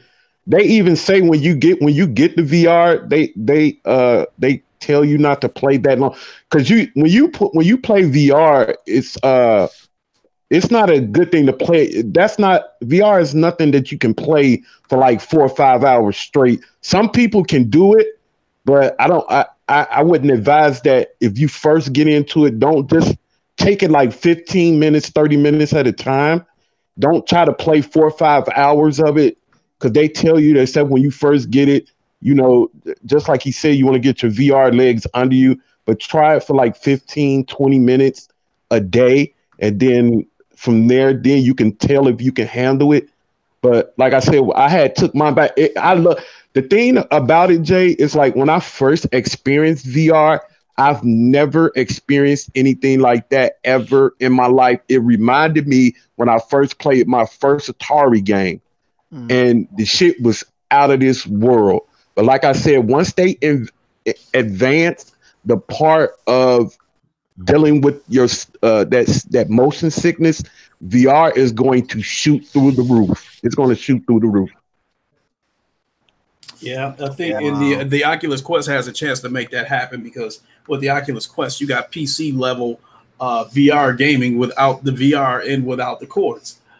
So we on the verge of something special. But I definitely believe it. I know PC is a little bit more advanced, so I know that VR is where it's at. But I'm waiting for Sony to do it, because I'm a PlayStation gamer, so I'm waiting for Sony. Yeah, I got you. And as far as as far as you go individually, Jay, talking about how Big Money spoke about how you shouldn't play for so many hours. You play games like Beat Saber and Creed, you may not even last 35 minutes before you got to take your first break, because you're gonna be so out of gas and so tired from throwing all those punches and swinging at that lightsaber, chopping all them blocks in half and stuff like that. even with me being a VR veteran, I still couldn't, games like, Creed. I can't play. The longest I played was the hour that I played with Diver. And the only reason why it lasted that long was because me and him was talking so much trash at each other. It was like the trash talk was nonstop. I planned to beat his ass 3 fights and move on, but he kept wanting more and kept wanting more. So yeah, it was a competitive thing. Okay, well, let's go on to the next topic of other topics. But I got my fill in. We good though, man. We did good on the first hour. We still got about 15 minutes until the second hour is complete. And let's see, Adam, you still alive? No, he's still on mute. Okay. I didn't mute him, right? No, I don't think he was doing something. Oh, he's just doing something. He's probably looking at his arm. Okay, let's see what we got here. Why did I name it that? We have Ghost of Tsushima news. But I wanted to let you guys know I do have a fascination with finding PC port beggars, and it's really not that hard to find them. Yeah, a lot of people still want Bloodborne on a PC. Like that is a active thing right here. That is actively happening in the month of April in 2019. People still want this fucking game. I just wanted to argue with that kid about. Yeah, exclusivities. That debate I did Tuesday. He thinks Sony's anti-consumer for having exclusives, but because he was a PC fan as well as a Nintendo fan, he could not bring himself to saying Nintendo was bad for doing the same thing that they say Sony is bad for. And we know Nintendo has just as many exclusives as Nintendo or vice versa that clearly will never see the light of day on another platform. But yeah, people need to understand you can bitch, you can cry, you can start this fake outrage movement. Things are not going to change. That's how it is. All different systems have exclusives except for Xbox. And I'm not saying that to be funny.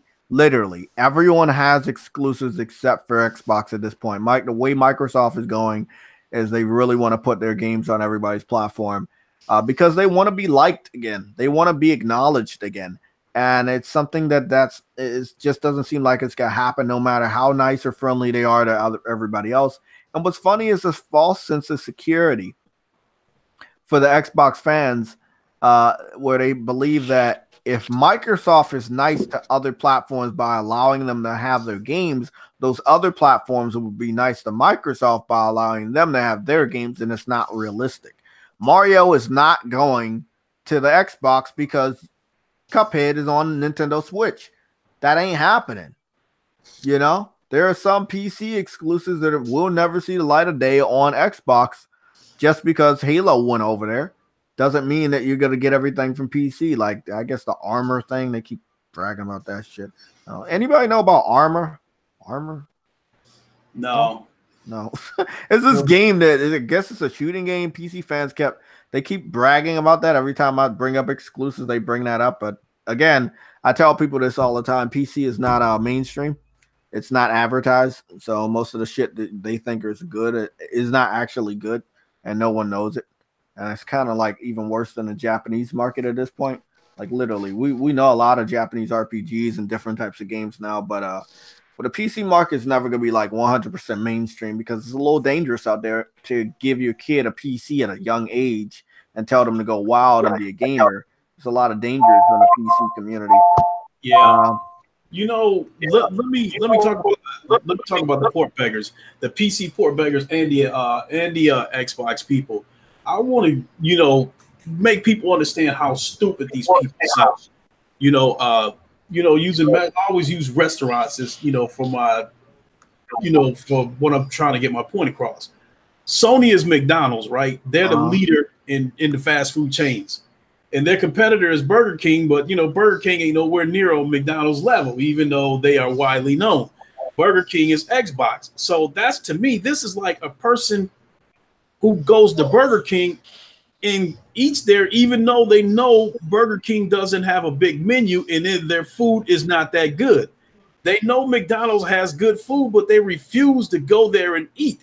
Instead, they want McDonald's to hand their entire menu over to Burger King. So you refuse to go ahead and set foot in the McDonald's, even though you like their food. You want their food ported over to Burger King because you refuse to set foot in McDonald's. That's just how ridiculous some of these people sound. That's just absolutely crazy. And this shit is really, it's getting old. Yeah, it is. And I know Days Gone is flying under the radar just a tad bit. But I don't believe it's flying under the radar enough for them not to beg for the game once they see more and more people play. Let's see.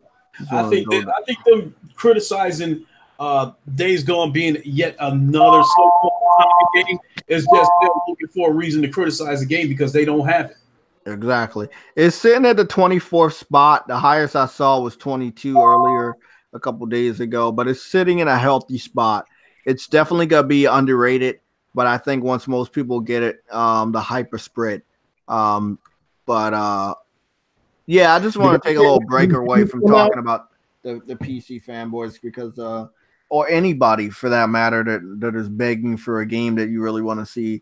Like Somatic always says, nobody is stopping you from buying the system. So it's not anti-consumer, it's not anti-gamer.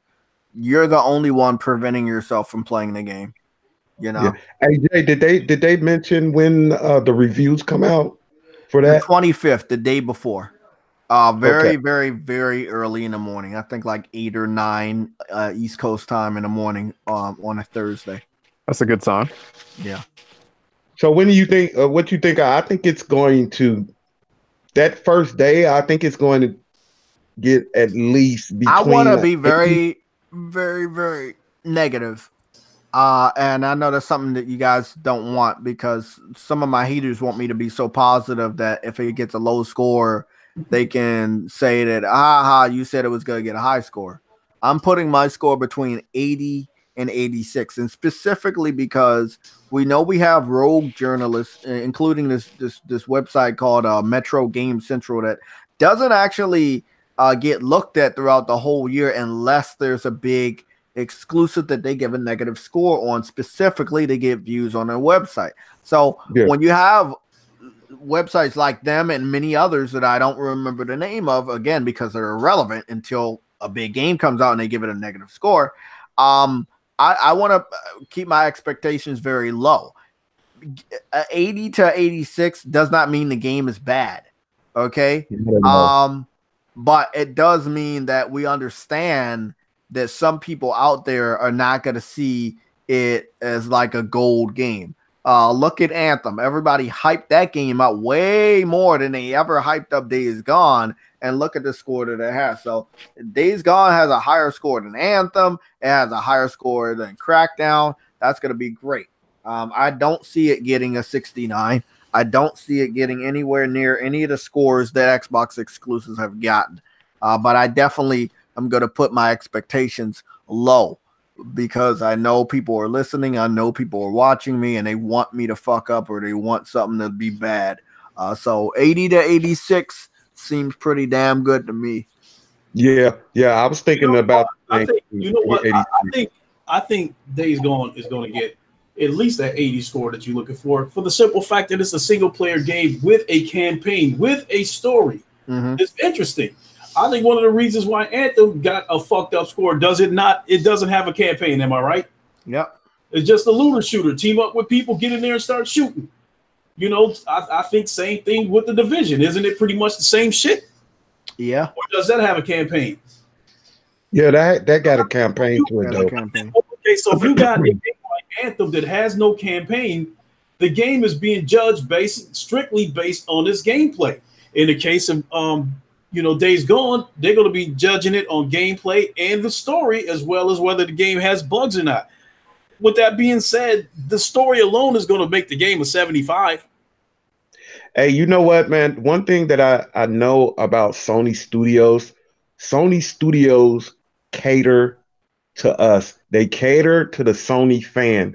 And Sony fans love third-person action games. And that's what they give us. They cater to us, and that's what they're supposed to do. So the reason for it, the last couple of we've mentioned this in the past about I wish Sony would have more first person type games, but that's their sweet spot. And I think that's why a lot of people think that Sony won this round of consoles because of their games, and that is the truth. And it's all been on third person action games. Sony Studios deliver that so well that they almost hit 100 million consoles. So I'm thinking that this right here, because Sony want this right here, this in particular IP, they want this to be their next Last of Us. They want this to go far. They want a Days Gone Part 2 and Part 3. So I can see this. And I want to break something. I want to break some news real quick. We're going to head on over to Twitter. We got some big news for Days Gone right now. Sorry to interrupt, Big Money, but it's going along with what you said. I want everybody to take a look at the screen real quick. You can share this information. Again, you don't have to fucking say I said it, but you can definitely get this information out there. I wanted to get this out real quick. First of all, as we all know, Adam sucks ass. Second of all, this is what we got right here. So this is a picture right here from this is photo mode. I'm pretty sure the game looks a lot better than that, but it looks damn good. I cannot wait to mess around with all the different types of guns that it looks like they have in this fucking game. A lot of detail, man. A lot of fucking detail. So long story short, there's a journalist. I don't really know him.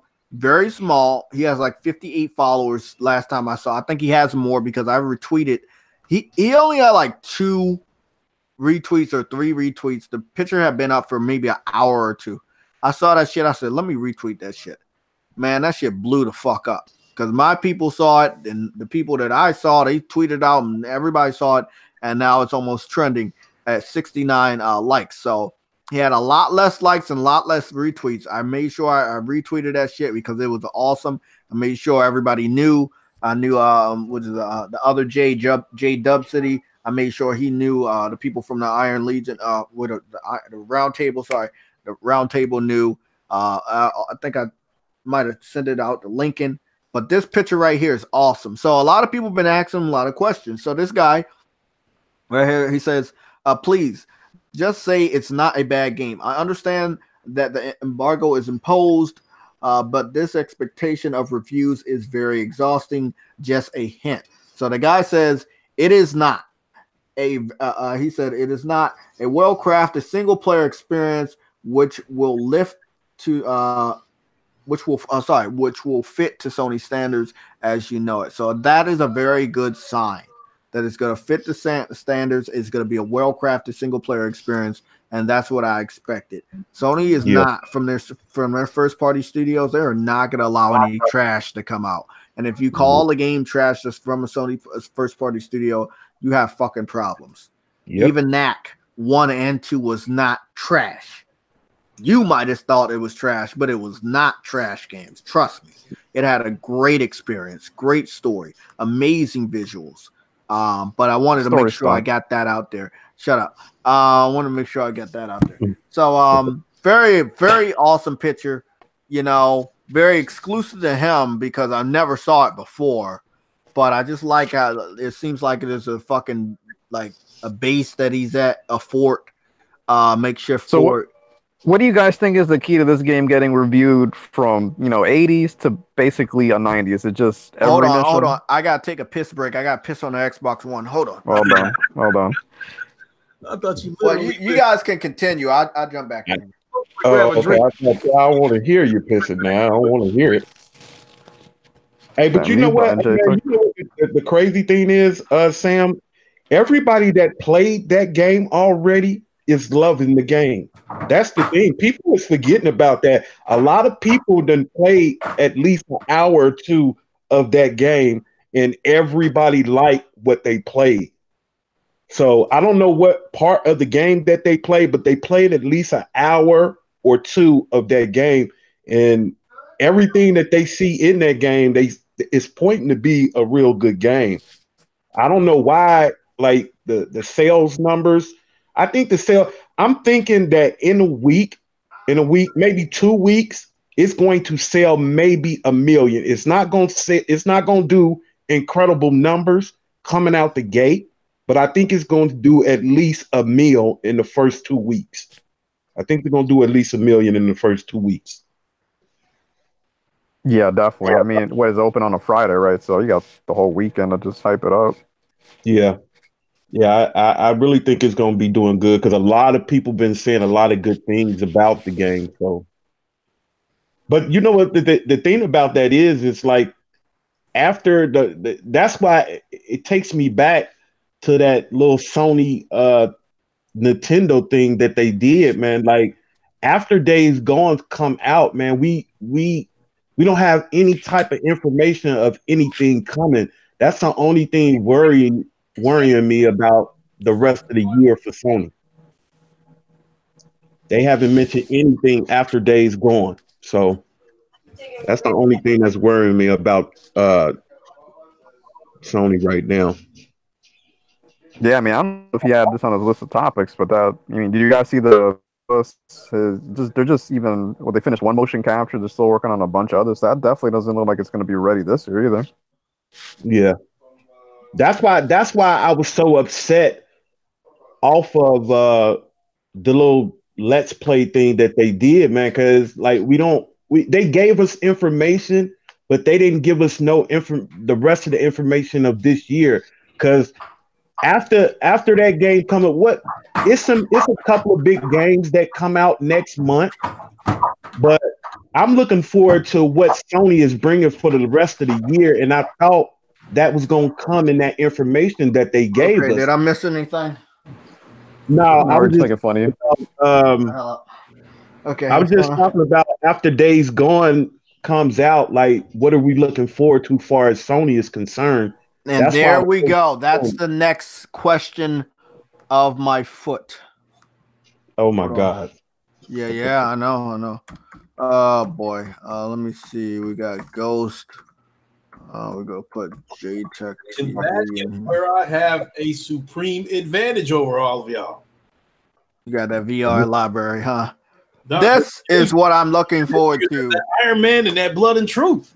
Okay, that's what I'm looking forward to. I have some pictures on my phone that I want to go post up in a four category post that Twitter allows us. I mean, if I could post like 8 pictures at a time, I would. But Ghost of Tsushima, it's on my list. Do I believe it's coming out this year? No, but I'm looking forward to it. I'm also looking forward to The Last of Us 2. Just being obvious. These are the next games that we know are next. And I'm looking forward to it. The signs are pointing at Death Stranding being the fall game, if what we're going by. And that's what I want to send. I want to post a picture about Death Stranding, so we're going to need some filler. So somebody go look and see if we got anything in the comment section, and we can also go into the next topic too, but there's a lot of fucking pictures on my phone, especially in the Twitter folder. I'm sorry, but out of those heavy hitters that's coming from Sony, Death Stranding was at the bottom of my list. Illegal. Yep, I would think that'd be the case for a lot of people. That's illegal. No, it looks like a good game. I'm just looking so much more forward to Last of Us and Ghost of Tsushima, and Days Gone. I'm looking forward to that more than Death Stranding. That's understandable, bro. And that's what I've always said to people. I'm so happy we have a variety of games that you don't have. Not every one of us have to buy the same game. You know what I'm saying? We can all buy different games, and people don't understand when they say, well, PlayStation's almost at 100 million. Why are your games not selling 100 million? Well, every gamer is not the same. You know? Yeah. Hey, but you know what? That's why I said that attach rate formula either. Yeah, they don't know about that. A lot of people are not tuned in to that attach rate stuff. That's not talked about too much. I think a lot of people don't realize how huge that is, man. To have an 8-9 game attach rate, that's fucking insane. I've never heard that over 3 or 4. Exactly. I've never heard that over 3 or 4. It's at 8 or 9 right now, and that's fucking incredible. That's what most people playing a free-to-play game nowadays. Yeah, you're right about that. But yeah, man, that's why I was so disappointed in that thing that Sony did, man. I just don't know what's coming next after Are you Days talking about Gone. the state of play? Yeah, man. That's why I think I don't think it's going to be upset. I'm not saying you upset, Big Money, but a lot of people were upset about that. I don't think it's nothing to be upset about because it was only the first show. They're going. You know what I think people are upset about? I think people are upset that they set their expectations so high. You get what I'm saying? A lot of people set their expectations so high and they're blaming it on Sony, but it's not Sony's fault because they never promised you that. You get what I'm saying? Yeah. So everybody's going into the first episode. Well, Last of Us, Ghost of Tsushima, Death Stranding. That's what they expect. But Sony never said that that was what you were going to see. So you can't really be mad at them for what you didn't see because they never confirmed what you thought that you were going to see. Mm-hmm. A lot of people are mad at Sony, but you really need to be mad at yourself. They told the truth, though. They said they're going to give you updates on PSVR and PS4 games. They didn't lie to nobody. Mm-hmm. Shit, for me, the state of play exceeded my expectations. I never saw that Iron Man coming. I never seen that shit coming, nor the No Man's Sky. Okay, but look, guys, this the part where I'm disappointed at, man. Like, after Days Gone, we have no information on anything. Anything. Bitch. We have no information on anything. Okay, that's how it's supposed to be. And let me break this down to you why it's supposed to be like that. The reason why I definitely believe in my heart why it's supposed to be like that is because you know, you need Days Gone to breathe in the month of April. So they're not gonna have a state of play this month. They should definitely not. Days Gone, I'm going to go out on a limb and say it is struggling commercially right now. And I think it might even struggle after release, but I don't believe so. Can I please bet you money on that? No. You're not allowed to bet me money because I'm fucking broke. Okay. Let me put it this way. I think commercially, in my opinion, it's struggling because I don't see the hype that I saw for any of the other first-party studios. And clearly, because Sony Ben is not known for making a lot of like console first party exclusives that people see a lot. Wow, those are where those were. You're right there. Fuck, bro. I wish I could. To add to what you just said, Jay. Last year is the prime example. I said one of the big problems that Sony had was that they had too many games coming out last year. That some of these games weren't going to get the lesser known games. Weren't going to be able to reach their full potential because they were going to get overshadowed by the bigger games. Mm-hmm. Like case in point, I thought that the Yakuza game was going to get overshadowed by God of War because they released within a couple of weeks of each other. And then I didn't think that and then I thought with Detroit Becoming Human coming out less than a month later, that was going to slow down God of War sales and also contribute to Detroit Become Human getting off to a slow start. So it was like, you know, and then there was other games that were supposed to come out last year, like Shenmue and shit like that. Yeah. So I was really worried. Oh, you got that this year, early. Yeah, you got that this year too. Yeah, so I was really concerned last year that Sony was going to release too many games and crunch these games too close together to each other, and then some of these games were going to cancel each other out. And see, that's what I'm happy that we're not getting all this information. And I know a lot of people want.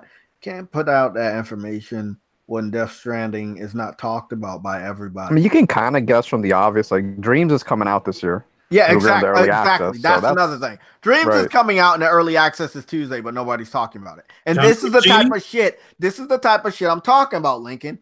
Dreams is coming out. The early access is coming out this Tuesday, but nobody's talking about it. We're all up here like, where's Ghost? Where's Death Stranding? Where's The Last of Us? If they were to give us that information that we know they have new gameplay trailers. We know they can have good playthroughs of alpha or beta footage. We know they could have shown that off as state of play, but it would have hindered the other games that are coming out that are not as big as those. But Jay, the thing is, Jay, they still should have gave us that information, man. Yeah. Even though it's obvious though. Yeah, it's pivotal to me. I think it's pivotal that they should have said something about that game because like you said, it's coming out. When you say it's coming out, what did you say? You talking about which game? Oh, the early access is this Dreams. game, but the game. Yeah, okay, I agree with you on that one. Yeah, Dreams should have been talked about inside State of Play. But, see, that's the thing. That's one. Yeah, that's one of the main things that kind of threw me off about the State of Play. They should have talked about that, man, because that's coming out now. After, like I said, after Days Gone come out, we buy it, we play it. We have no information on anything else. I understand that they want to give it room to breathe. Let me tell you something, Big Money. It's one thing I know about the type of gamer I am and the patient gamer that I am. There's always going to be games out, even if you feel that you need that information. And I tell a lot of gamers that are based on hype and they go off of input, and they need you to listen to this and need everybody else to listen to this. We can have all the information we want, but what is it going to matter when we still have to wait a whole year for the game to come out? What is it going to matter if the game is 8 months away? You get what I'm saying? You got Star Wars coming out in November. You know the next Call of Duty is on the way. You know the next Madden's on the way. The next basketball game is on the way. The next Assassin's Creed is on the way. The next Watch Dogs. The next Borderlands. You know, the longer and longer we last in this specific year of 2019, there are more games announced. That makes it even harder for Sony to plan out when they want to put out their single player experience of a new IP. You get what I'm saying? Now, these other new IPs, I believe, have a very stronger chance of standing on their own legs with less advertisement. But we're talking about Days Gone that has not hit #1 on the pre-orders list for Amazon United States. That's not good. It doesn't mean the game is bad. It doesn't mean Sony's marketing is bad, because I see Days Gone everywhere, you know, but gamers are not focused on it. So why would you make it harder for gamers to focus on a game that has yet to come out but is about to come out by throwing in a fucking wrench, like showing off the Last of Us gameplay, showing off new Ghost of Tsushima? People might say, well, I'm not going to get Days Gone. I'll just wait for these games. You know what I'm saying? They know that that's a possibility from some of the more casual gamers. You know what I'm saying? They're trying to get their game out there, and then, of course, they're going to have more information. I told Sam about this, too. We know they're skipping State of Play this month because they have to focus on Days Gone launching. They have to start hyping it up. I expect at least 2 different new gameplay trailers for Days Gone leading up to the launch of the game. I expect reviews to do good. I expect that to help, but nothing will help until after the game actually is out in the hands of the gamers. And I think this game will blow up, similar to what happened with Demon's Souls back in the day. Demon's Souls had little to no advertisement, different than what's going on with Days Gone. But once it got into the hands of the gamers were the ones that promoted the game with the difficulty and the new mechanics of the Demon's Souls, which would, you know, go into Dark Souls and Bloodborne. And you think that the game's on that level of anonymity? It seems like it, or it seems like a lot of gamers are distracted. I know more and more PlayStation gamers are excited, and I know we got almost 100 million, so we can say that the game's not hyped up enough, and then it could still sell at 2 million just on default alone, or 3 million on default alone. That's a possibility. It's crazy. I mean, if Infamous can break 1 million in like a day, this game shouldn't have a problem. Remember, Drive Club wasn't complete, and it still sold 1 million in the first week or the first 2 weeks. It could do some unconscious bullshit like that, and it probably will. I'm saying just by math alone, it's going to break 1 million. Oh yeah, just by math alone, it's going to break 1 million. Yeah. But I think it has a smash shit like on Call of Duty's level. That's another thing. No, I don't expect it to do that. I do hope that it could do 5 million in a whole month. And it might be a tall order, but I believe it has the capability. It's a good enough game for 5 million people to want to go and buy it. I definitely believe that. But I just don't see a lot of gamers focusing on that, because a lot of gamers are already focused on other games. So, you know, I think Sony's rollout of the game was a little sloppy. I think they should have waited for Ghost of Tsushima and have it more of a pop-up celebration game. Like, hey, there's something new. Look, here it is. We're going to bring it out next year. Instead of having Ghost of Tsushima shown off the year after Days Gone, but coming out a year or a couple months after Days Gone as far as releasing it. You get what I'm saying? You showed Days Gone before a lot of other games, and a lot of other games have came out, and you did delay Days Gone. You wanted the game to come out last year. We know that. They wanted an October release, but they couldn't do it. Yeah, that's where I think that threw the monkey wrench in the state of play, man, because that game, I think we all know that Days Gone should have came out last year. Either last year or February. Remember, it did have a February release date, and what's funny about that is they had to move Days Gone because again, it's a new IP. A lot of gamers were not talking about this game compared to other games. Well, again, it doesn't mean it any less of a game. It doesn't mean it's a bad game. It just seems like some gamers are more focused on other things. And as we look at it, those other things didn't turn out to be that good. Look at Anthem. Look at Metro. Look at all these other games that we thought would go score higher or sell better, and they actually didn't. So it was healthy and was very smart for Sony to say, hey, Days Gone, you need to go over here. Even though those games were mediocre or not as good as they should have been or what were expected to be, they did not do good in sales. And that could have definitely still hurt Days Gone. Hey, Jay, let me ask y'all a question. With World War Z coming out a week before Days Gone, do y'all think that hurt the sales? Some of the sales for Days Gone? No, because I don't see people talking about Days Z as much as Days Gone, even though I think the hype for Days Gone ain't gonna ramp up until a little bit closer. So what I want is Dreams comes out this week, right?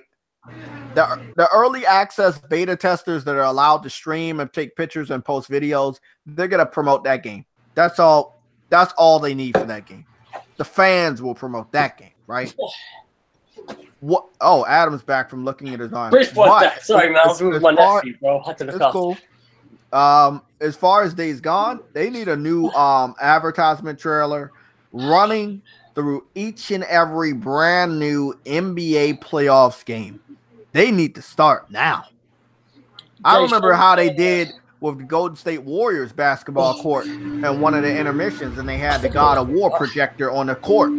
That was big shit. People were talking about it. They have to have some big, real promotional stunt for Days Gone. Yes, I know they got the motorcycle.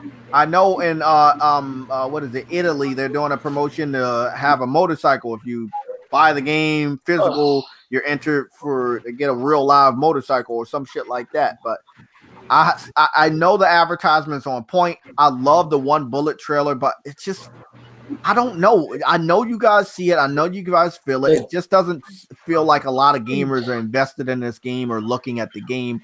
Maybe because some people paint a bad picture of it because it's just another zombie game. But the fact of the matter is, it's clearly going to be a zombie game that you want because you're even acknowledging it, you know?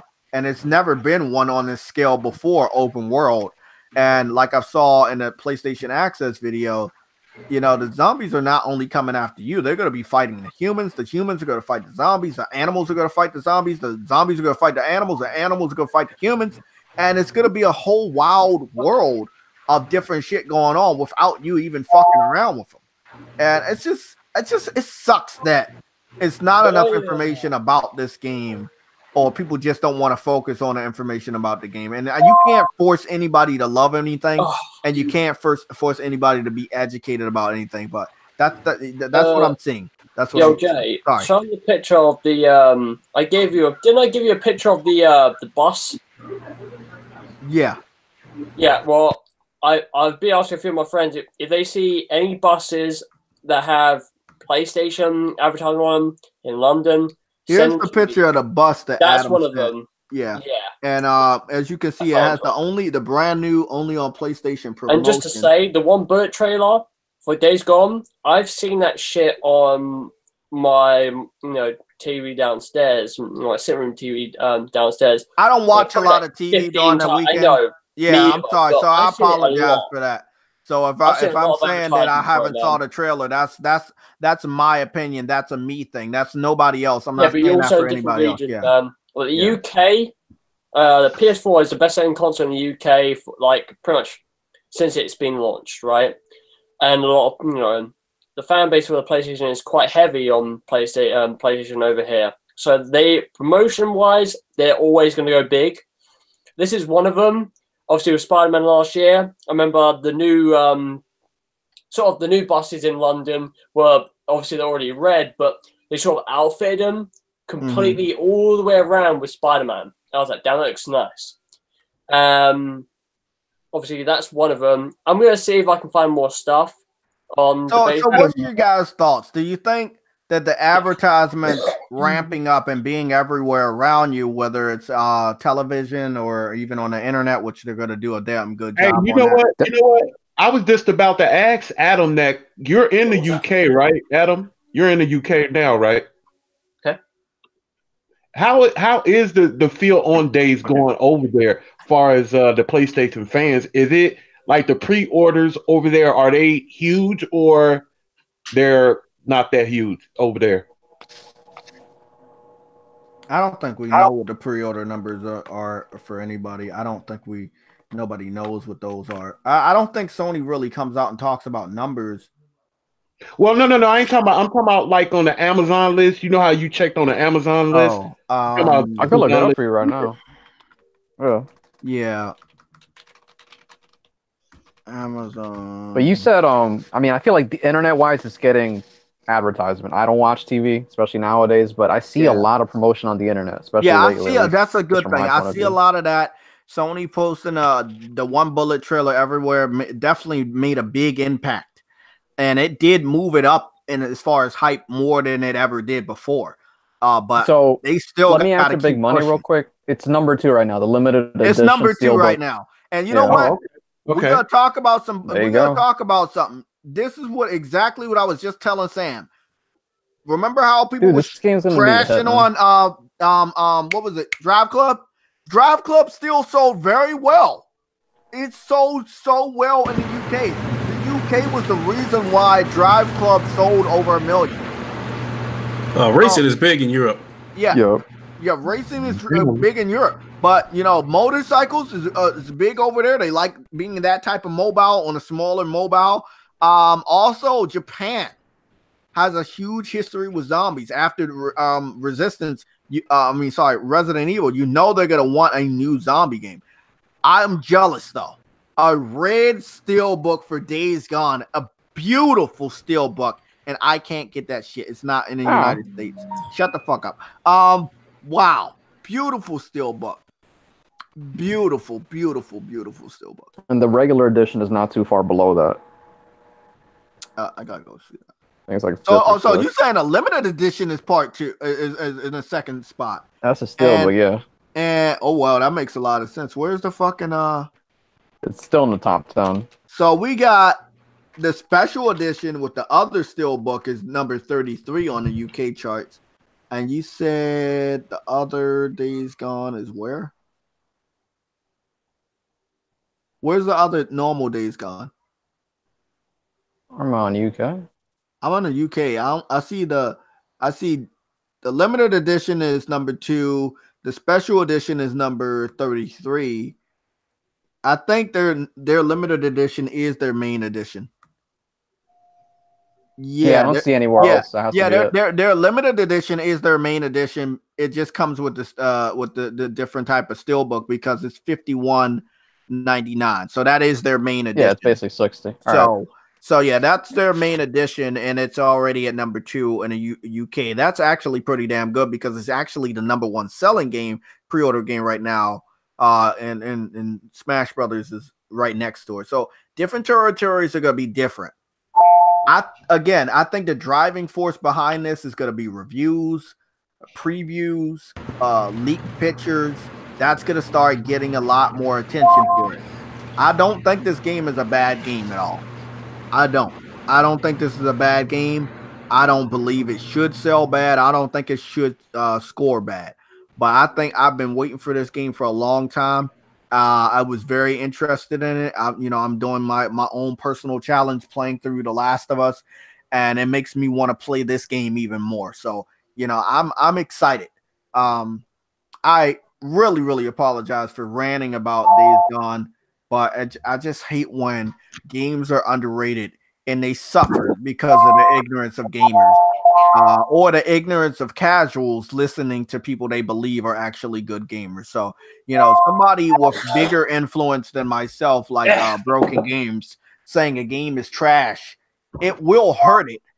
Outside of the fact that Broken Games is so fucking ignorant, the people he's saying their game is trash have more awards than anything he's ever won in his whole fucking life. And we're talking about Kojima Media Molecule. They have way more awards than Broken Games will ever have on his shitty ass podcast. I'm just being 100% honest. So him saying those you games, really like this guy, man. Sound like you really like this guy. Fuck him, man. No, I'm just saying. I'm just saying, bro. He's saying a game is trash. That's bullshit, bro. And I wish some fucking studios and companies would sue people like him, because that's slander, and that could hurt sales. You know, that fucks with their money, bro. If I was Insomniac, I would have sued Kofi. Yeah, I would have sued Kofi for saying the game was downgraded, bro. But you know, Sony got to turn the other cheek. You know, they got to be the best guys, because any little small thing, even though it's right, they do, people gonna blow it out of proportion. So, you know, I don't say this game is getting a 90, because I know the haters are waiting for it not to get a 90 so they can bitch about it. So I say 80 to 86. I think the game is going to drive a lot of sales due to the engagement. And I'm not talking about, oh, you killed this many type of zombies, or you killed this many type of wolves. I'm talking about screenshots, photo mode, videos, live streaming. People are going to love this fucking game. Remember Detroit? Adam, remember Detroit and how many PC fans were begging for this game once they saw it? They would see all the live streams and they were like, oh, we need this game. Yeah, bro. I think Days Gone is going to be one of those type of games that you see on a stream and you just want to play it too. Well, the thing that, because obviously, so I'm back. Yeah, the thing that I think will help Days Gone, you talk about commercials and marketing, and obviously I agree with you, you know, adverts and posters around your cities, that's all cool. Because we live in the social media aspects, you know, with Twitter, Facebook, Instagram's a big thing, like, and people follow certain people. If Days Gone gets in the hand of streamers that they watch or YouTubers that they watch, and then also, right, with God of War last year, where you had people that made, like, little snippet GIFs of, like, the combat of God of War, or, like, just general photo mode stuff, that shit can escalate a game's popularity. Exactly. Like the guy we was just talking about with the gifts. What's his name? Sushi Man?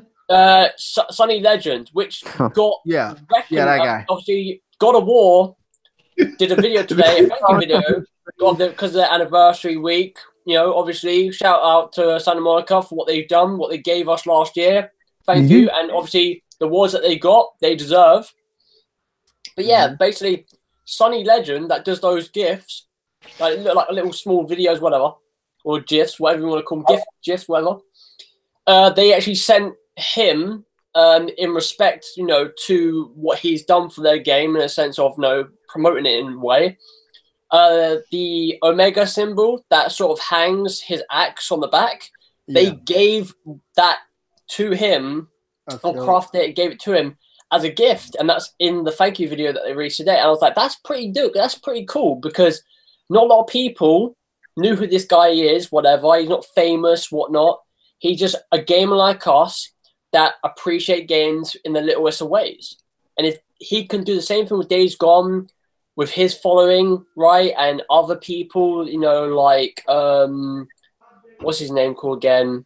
Dobby? What editing program was used? No, I don't even know. I don't even know if it's like even an editing program. It's just basically really good transitions from clip to clip, which is just great. Like, I think when it comes to promoting games now, I just feel like social media serves more of a thing than what you would get with TV and posters around the, you know, whatever city you live in. I mean, yeah, bro, like, I mean, I don't know if you talked about it, man, but yeah, like shout out to Santa Monica, man. Like their anniversary this week. Like, I'm gonna be celebrating. I think like I said, Adam, you're 100% right. Social media is gonna have a huge impact. So if this guy gets the game, and I know he will, and he, people love photo mode. They love, showing different things. I remember he did a lot of shit for Monster Hunter, where it took him a lot. He said it took him a long time to get some of the shots.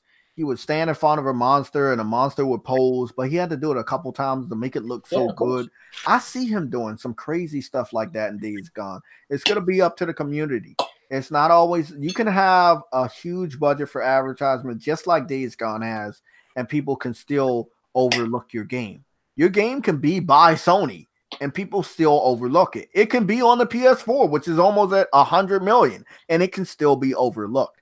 But when the community takes the reins and they start posting pictures and posting gameplay and live streaming, that's when it becomes bigger than any of the promotions, any of the other bullshit. It becomes larger than life. I can't tell you how many people enjoy more Monster Hunter. The amount of things you see on the internet that go viral over the most stupid shit, like that should basically prove to you like how easy it is.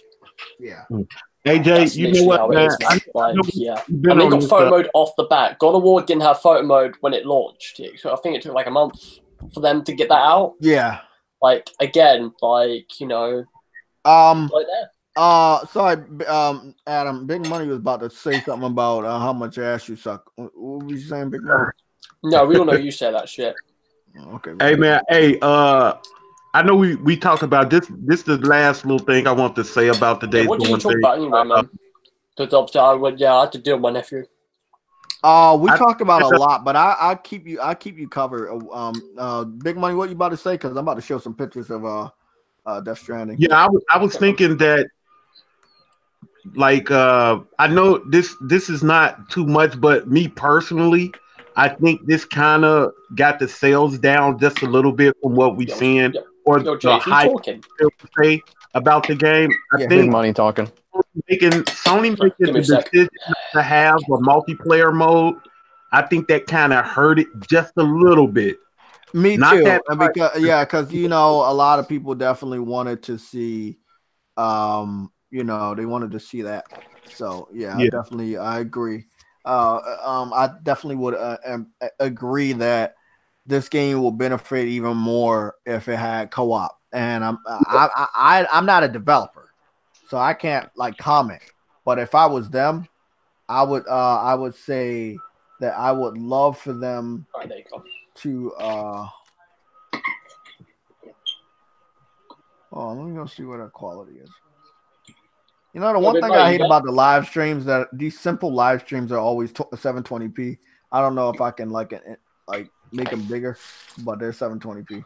But yeah, you're looking at the pictures right here for Death Stranding, and I definitely agree that some games need multiplayer, and having multiplayer in some of these games will make them even better and make them stand out even more. And this was clearly one of the games that should have definitely have it. I even heard that this game right here, Death Stranding, looks beautiful with the Decima engine.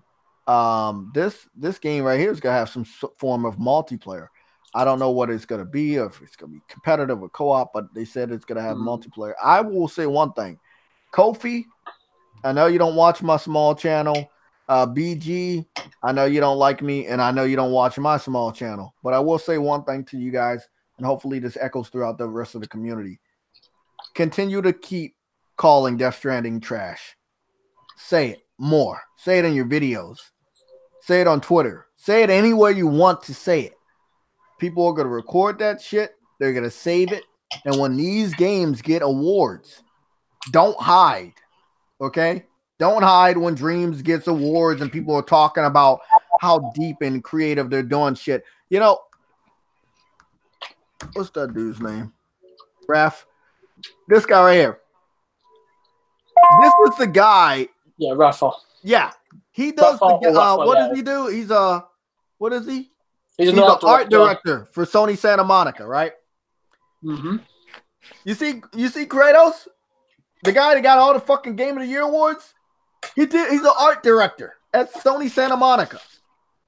Now, he's done a lot of fucking artwork, bro. And I'm trying to find it.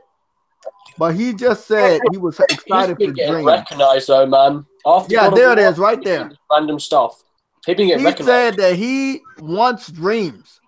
The art director has been doing all types of art, not only for God of War, but he's been doing work for Avengers and Pokemon and all types of shit. He said, give it to me. He wants Dreams. If this motherfucker gets on Dreams and starts creating shit, this is what I wanted. When you see other developers happy about Dreams, I want people like Kofi and BG to never stop calling these games trash. Please never stop it. Don't stop. Keep doing it because you look stupid. I mean, he uses ZBrush, you see, which is a lot of people use that for basic model designs of the app, man. But like, yeah, I've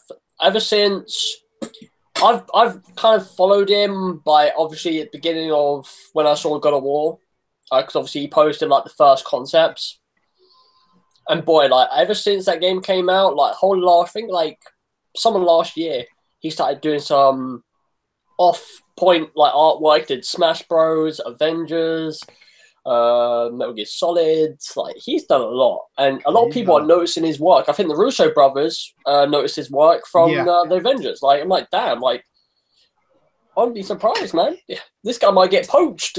he might get, somebody might grab him. I'm like, no, don't do it. He's good though. Like, I mean, I do digital art. You know, from time to time, I might do like off-screen art.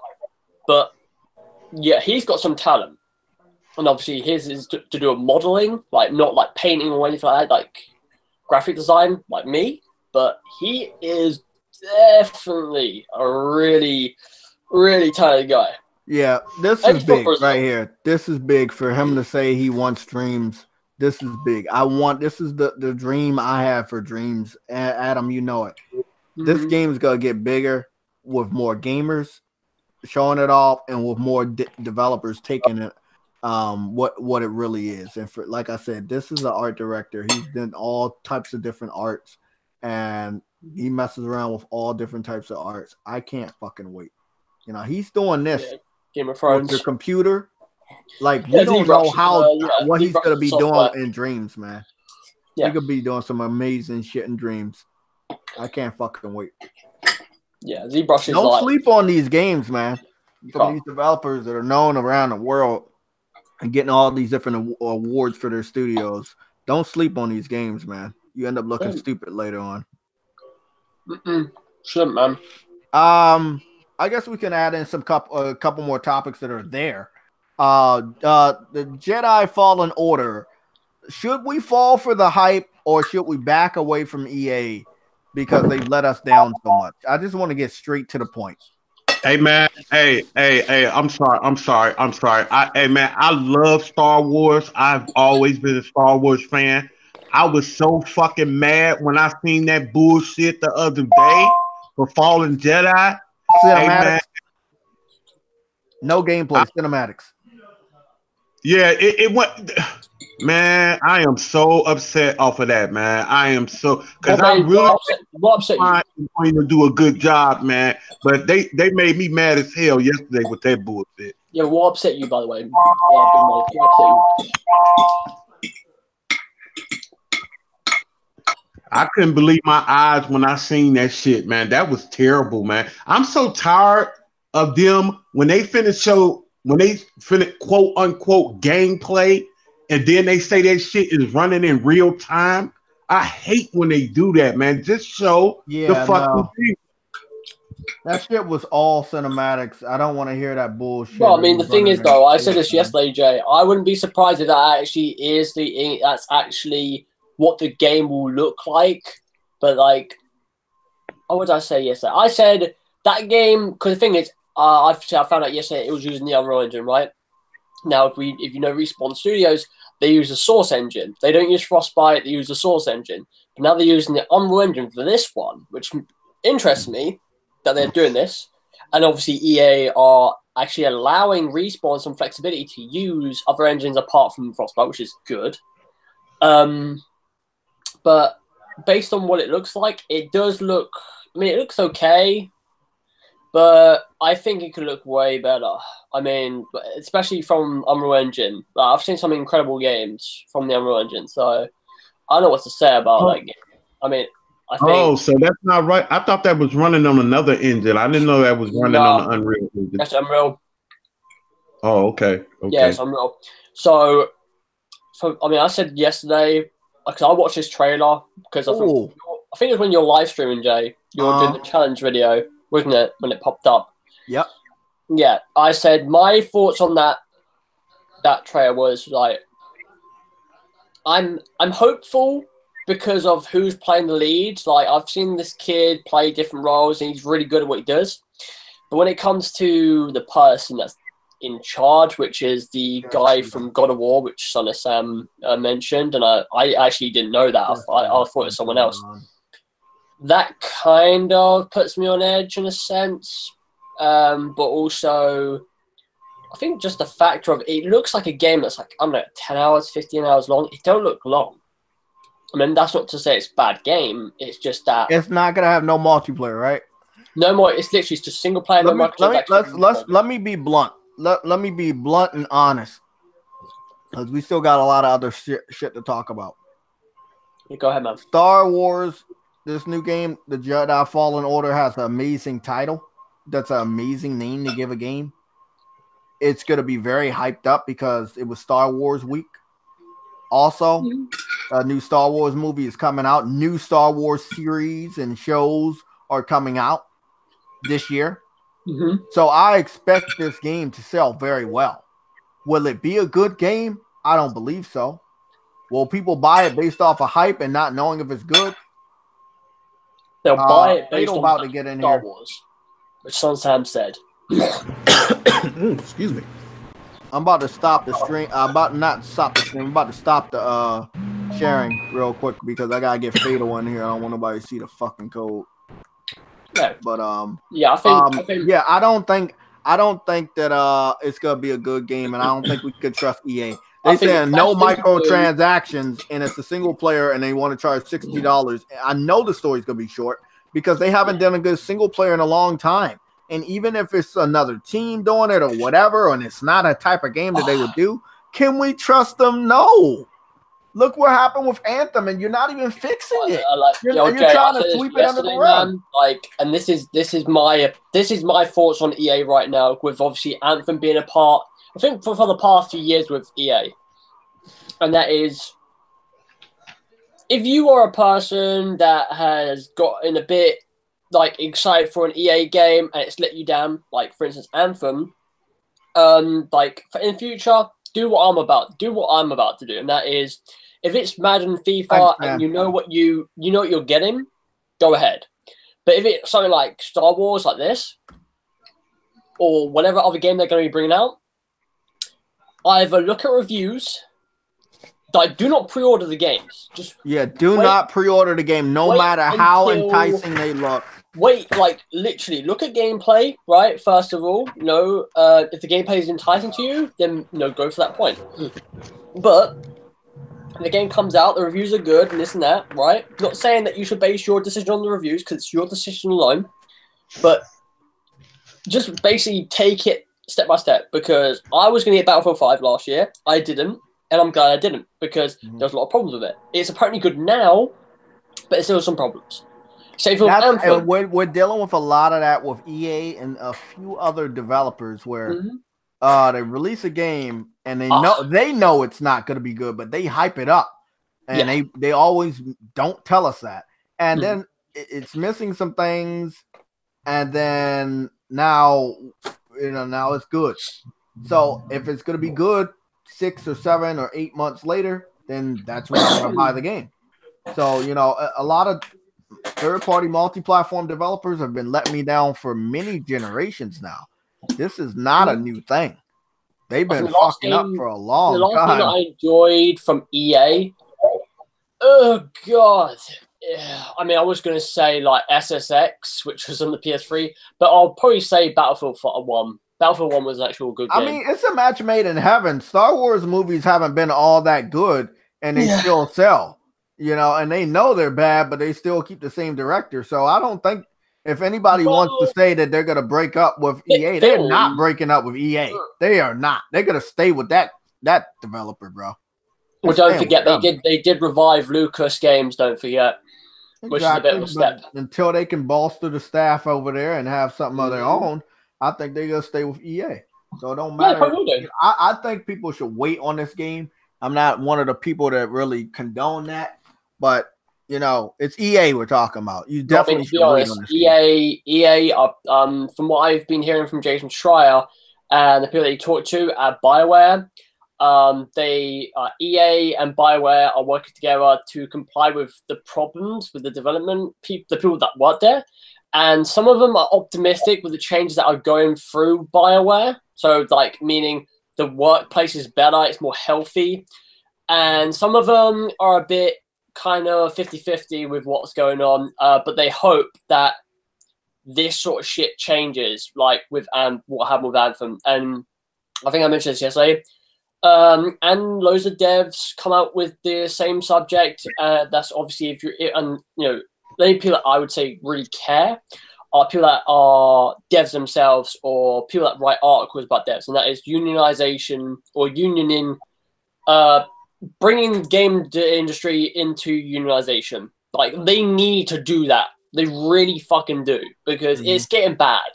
You know, we've been seeing a lot of game companies or publishers losing a shit ton of staff. You know, we had Activision Blizzard, we have Telltale last year. BioWare are sort of going through it now. Obviously, they're not losing them. Well, they kind of have lost employees via, you know, the anxiety aspects and a bit of depression. But they honestly, that shit needs to come into a factor, because if I'm a person, I'm sorry. I'm just gonna say, like, if I'm studying like 3 years worth of game design, and then I come out with that paper and I get into a job like that, and it's a fucking nightmare. I'm not gonna be there like allowed taking that. I'm gonna go. I'm gonna leave, because you don't want that shit, like, you know, at all. Like, that's the reason why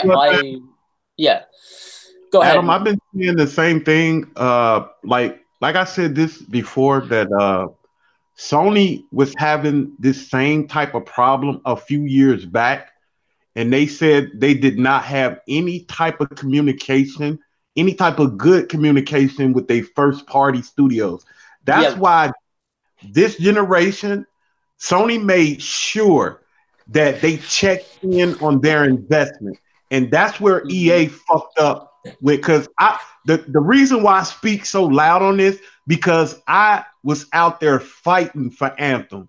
It's like a couple of people I know, man, that like Sick Humor TV, we was out there fighting everything for Anthem. All the bad shit people were saying about Anthem, we was fighting for them. We was fighting for them, and we got, like, they clipped us in the back, man, because they really fucked up. I have to give it up to Jason Schreier, if I'm saying his last name right, for that article, man, because without that article, we would not know the bullshit that was going on behind closed doors.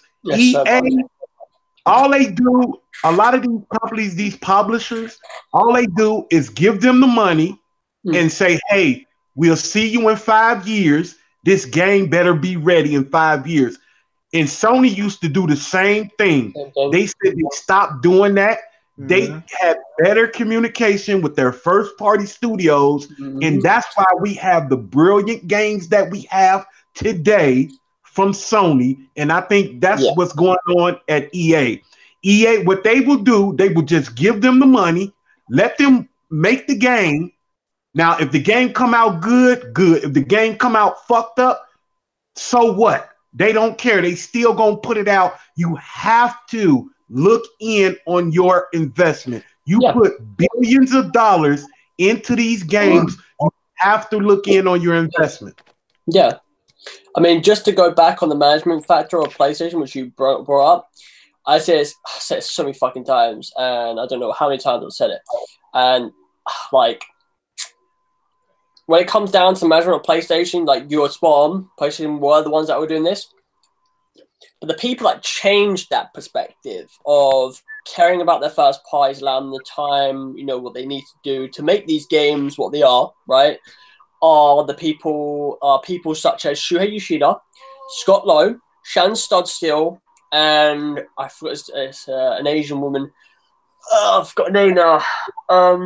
We'll just call her that. They are the management team of PlayStation. Yeah. They are the glue that basically go to these studios and be like, hey, how's it going? Oh, it's going fine. Oh, we need extra time. Oh, we need this. We need, you know, X, Y, and Z. They will do that. And yes, I see a lot of podcasts that talk about exclusives and like the predicaments that they're in and this and that, but they never really talk about the PlayStation management team being a factor in the aspects of if Spider-Man is a good game or not, should they release it? Is God of War up to standard? You know, is Uncharted 4's ending good enough? And it wasn't, so they kind of gave them more days, a few more months to hash out the ending, and they did it. And again, like, this is one thing that I want. I would love for. I know people wouldn't really give a shit, but I would love for Phil Spencer to come out and say we brought in a new management team for our Xbox division so that we can make sure the games that we're bringing to our Xbox fans are a good enough quality to be considered to be a game of the year or a contender or whatever. But I've not heard shit from that. I mean, I know they got a management team, yes, but from what their management team did, if they're thinking of it like a business, like EA, and EA is thinking like Microsoft, they're just there to get the money. They don't really care about the passion of the game. Corporation, bro. It's it's corporation. Like they don't really give a fuck. And that's why we don't see them going back to their good games that we believe were good last gen or the gen before that. They're not going back. And I know it's hard to believe, but they're not going back, and it sucks, bro. Because they're games they made back in the day way better than the ones now. But I'm glad they're not going back, because if they still got the same mentality that they want to put microtransactions and everything, it's not going to do good. What gamers need to do to make EA change, stop beyond their games. However, due to the fact that EA does have a Star Wars contract, when gamers did stop buying EA's games, what did EA just do? Put out another Star Wars game. Yeah. Because the Star Wars fan base is not the same as gamers. They will buy the fucking game because they're Star Wars fans. And they're going to give a lot of money to EA, and then it's going to make it seem like, oh, EA is good again. They're not good. They just got tricked into buying your fucking game. Well, to be honest, they got the whole film Battlefront. I remember that shit Battlefront 2 came out. Remember what happened with Battlefront 1, bro? Was there, bro. They were there, and they were fucking pissed. Yes, I know. But remember, Adam, hold on. Before part 2, remember part 1? They fell for the trap.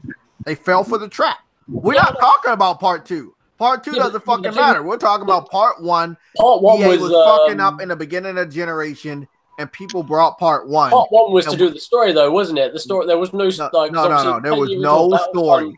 There was no story. They charged $60. That's why they tried to draw him in with the second one, Battlefront 2. They tried to draw him in and say they had with that campaign. And that right there, Battlefront 2 was the game where EA was going to make its big move, because they know how big the Star Wars universe is and how big the fan base is for the Star Wars universe. In my opinion, I think Disney didn't have a problem with the microtransactions that EA was going to put in those games. They had a problem with the timing of it, because the Star Wars game was going to the movie was going to release right around the time that the game was going to release. So I think if EA would have waited until after the movie died down and then pulled all this bullshit, I don't think Disney would have gotten their way. I think Disney would have went ahead and let them do whatever they were going to do, because that's money for them as well. Can I just ask, because I didn't play the Battlefront 2 story, was that in any sense good? I did not like the campaign. I'm just I'm just a person that to me, a person's attitude. I don't like how Aiden was fiercely loyal to the Empire, and then when she turned redcoat and decided to go, and join the rebellion, now she act like she despised the, the Empire and always has. She acts like she had hated them for years. So whatever side she was on, she act like she hated them for years, and she was going to devote her life to try to bring them down. So. To do this complete 180 and act like she loved the rebellion and absolutely hate the Empire, and then had a shitty ass attitude, always frowning and shit halfway through the fucking story, that didn't fly well with me. But I did like the multiplayer. I'm not gonna lie about that. I did like the multiplayer on Battlefront 2. It is just a shame that EA was planning some diabolical shit with those microtransactions, and they had their mind made up. They were going to be blatant about this shit because they probably figured that the Star Wars lore, as well as the Star Wars universe, is so big that people wasn't going to give a fuck about paying for those microtransactions. They just wanted to jump in on that universe. Yeah, exactly. That's true. Because look, they tricked them with part 1, and they don't look. Everybody else might say no, they didn't. They did. Because they brought the game. It doesn't matter how many people brought the microtransactions or didn't buy the microtransactions. They still brought the game. And that's what they're looking at. Oh, we trick you into buying a game. The microtransactions can come whenever. We still trick you into buying a game. I'm telling people. So now, correct me if I'm wrong. It seems to me like what's coming out of this next this Jedi Fallen is that whoever's doing it, whether it's EA or whether it's Respawn, it sounds like they're going out of their way to make sure EA is disassociated with this game. And I knew that they were going to have to go out of their way to point out that the game has no microtransactions or multiplayer. The funny thing is, though, with but it's still published by EA, so it still might have some. Yeah, you know what? That ain't nothing but EA telling them to do that. Exactly. They had to because EA had to tell them to do that because their reputation is so fucked up. They even had that's a shame. That's a shame on E3, on the E3 stage, that part of the promotion for Anthem was to let people know that there wouldn't be any pay-to-win type microtransactions in the game. That's how fucked up your reputation is, that you have to tell people that on an E3 stage. Yeah. That's crazy. I'm just going to put this forward, though, about EA and Respawn Studios. And obviously, I noticed this from Apex. Obviously, take it with a hint, like a grain of salt, sort of thing. But apparently, EA had nothing to do with that game. Actually, Respawn went in their own way to do this, and I don't believe that. Because obviously it was it's their battle royale game, and it actually worked out for them. But I kind of feel like Respawn Studios, I think they're the sort of studios that kind of will get told from EA what to do, and they will say, "Fuck you, no, we're doing this." Which I hope it is. I hope I'm right. I hope I'm right on that. Like, I hope Respawn are telling EA, go fuck yourself. Just publish our games. We'll develop our own games, right? You just publish them. We'll make those games. Adam, I think that did happen, man. Because if you recall, Apex didn't have any type of like promotion for it. They didn't have any type of commercials because EA didn't think it was going. EA thought it was oversaturated. They thought it wasn't going to be able to contend. I'll tell you right now. Fortnite. Yeah, but again, the Apex Legends is another game where who was it? The developer Respawn again? Yeah. Either way, it was another incident where they had to distance themselves from EA. In other words, in a way to try to draw people into this game. Yes. They had to make it sound like EA had nothing to do with this. This is all us. And the way they that's advertise, terrible, man. That's fucking terrible. That's terrible. What is it going? Yeah, I was going to say. The way they advertised Apex as well, they did advertise it, but it wasn't in your typical way. You see, they I think it was like a month or 3 weeks before they launched that game, they got some of the high viewer streamers, Twitch streamers, YouTubers to come out and play this game. And when the Super Bowl was on, which was roughly around the time that they were going to be bringing out this game, You basically, I remember seeing Dr. Disrespect tweet out about apparently a new game, and then you started hearing rumors about EA and Respawn Studios were going to be bringing out, well, Respawn Studios was going to be bringing out Battle Royale game, and then all these streamers started talking about a Battle Royale game being announced in a couple of days, and that was pretty much a subtle nod to them doing advertisement for Apex. It wasn't like a trailer, but it was basically like, hey, streamers, could you like do some crafty hints that would be bringing out like this new Battle Royale game? Yeah, sure, no problem. And when it came out, they spoke about it, and they said how we played it a couple weeks ago. They spoke about, you know, they were sworn to secrecy to not say anything until they were told to tweet about it and talk about it in like depicted words. And that's how they did the advertising for that game, which is, to be honest, it was a smart way whether it was EA's idea or Respawn's idea. But yeah, like, I mean, I agree with you, both of you, man. Like, when it comes to, well, just. I think EA probably almost had no alternative but to let Respawn make it sound like this is all us and EA had nothing to do with it. Because if they would have tried to promote this game and praised EA for their backing, and we want to thank EA for publishing this game and backing us and giving us creative freedom and blah, blah, blah, everybody would have been like, oh, you mean the microtransactions and shit like that. So if they would have praised EA, everybody would have stayed away from this game. I mean, that's just how fucked up their reputation is. Hey man, you know how fucked up that is, Lincoln, to be in a board meeting in EA telling their own employees to act like y'all and had nothing to do with us because we that fucked up.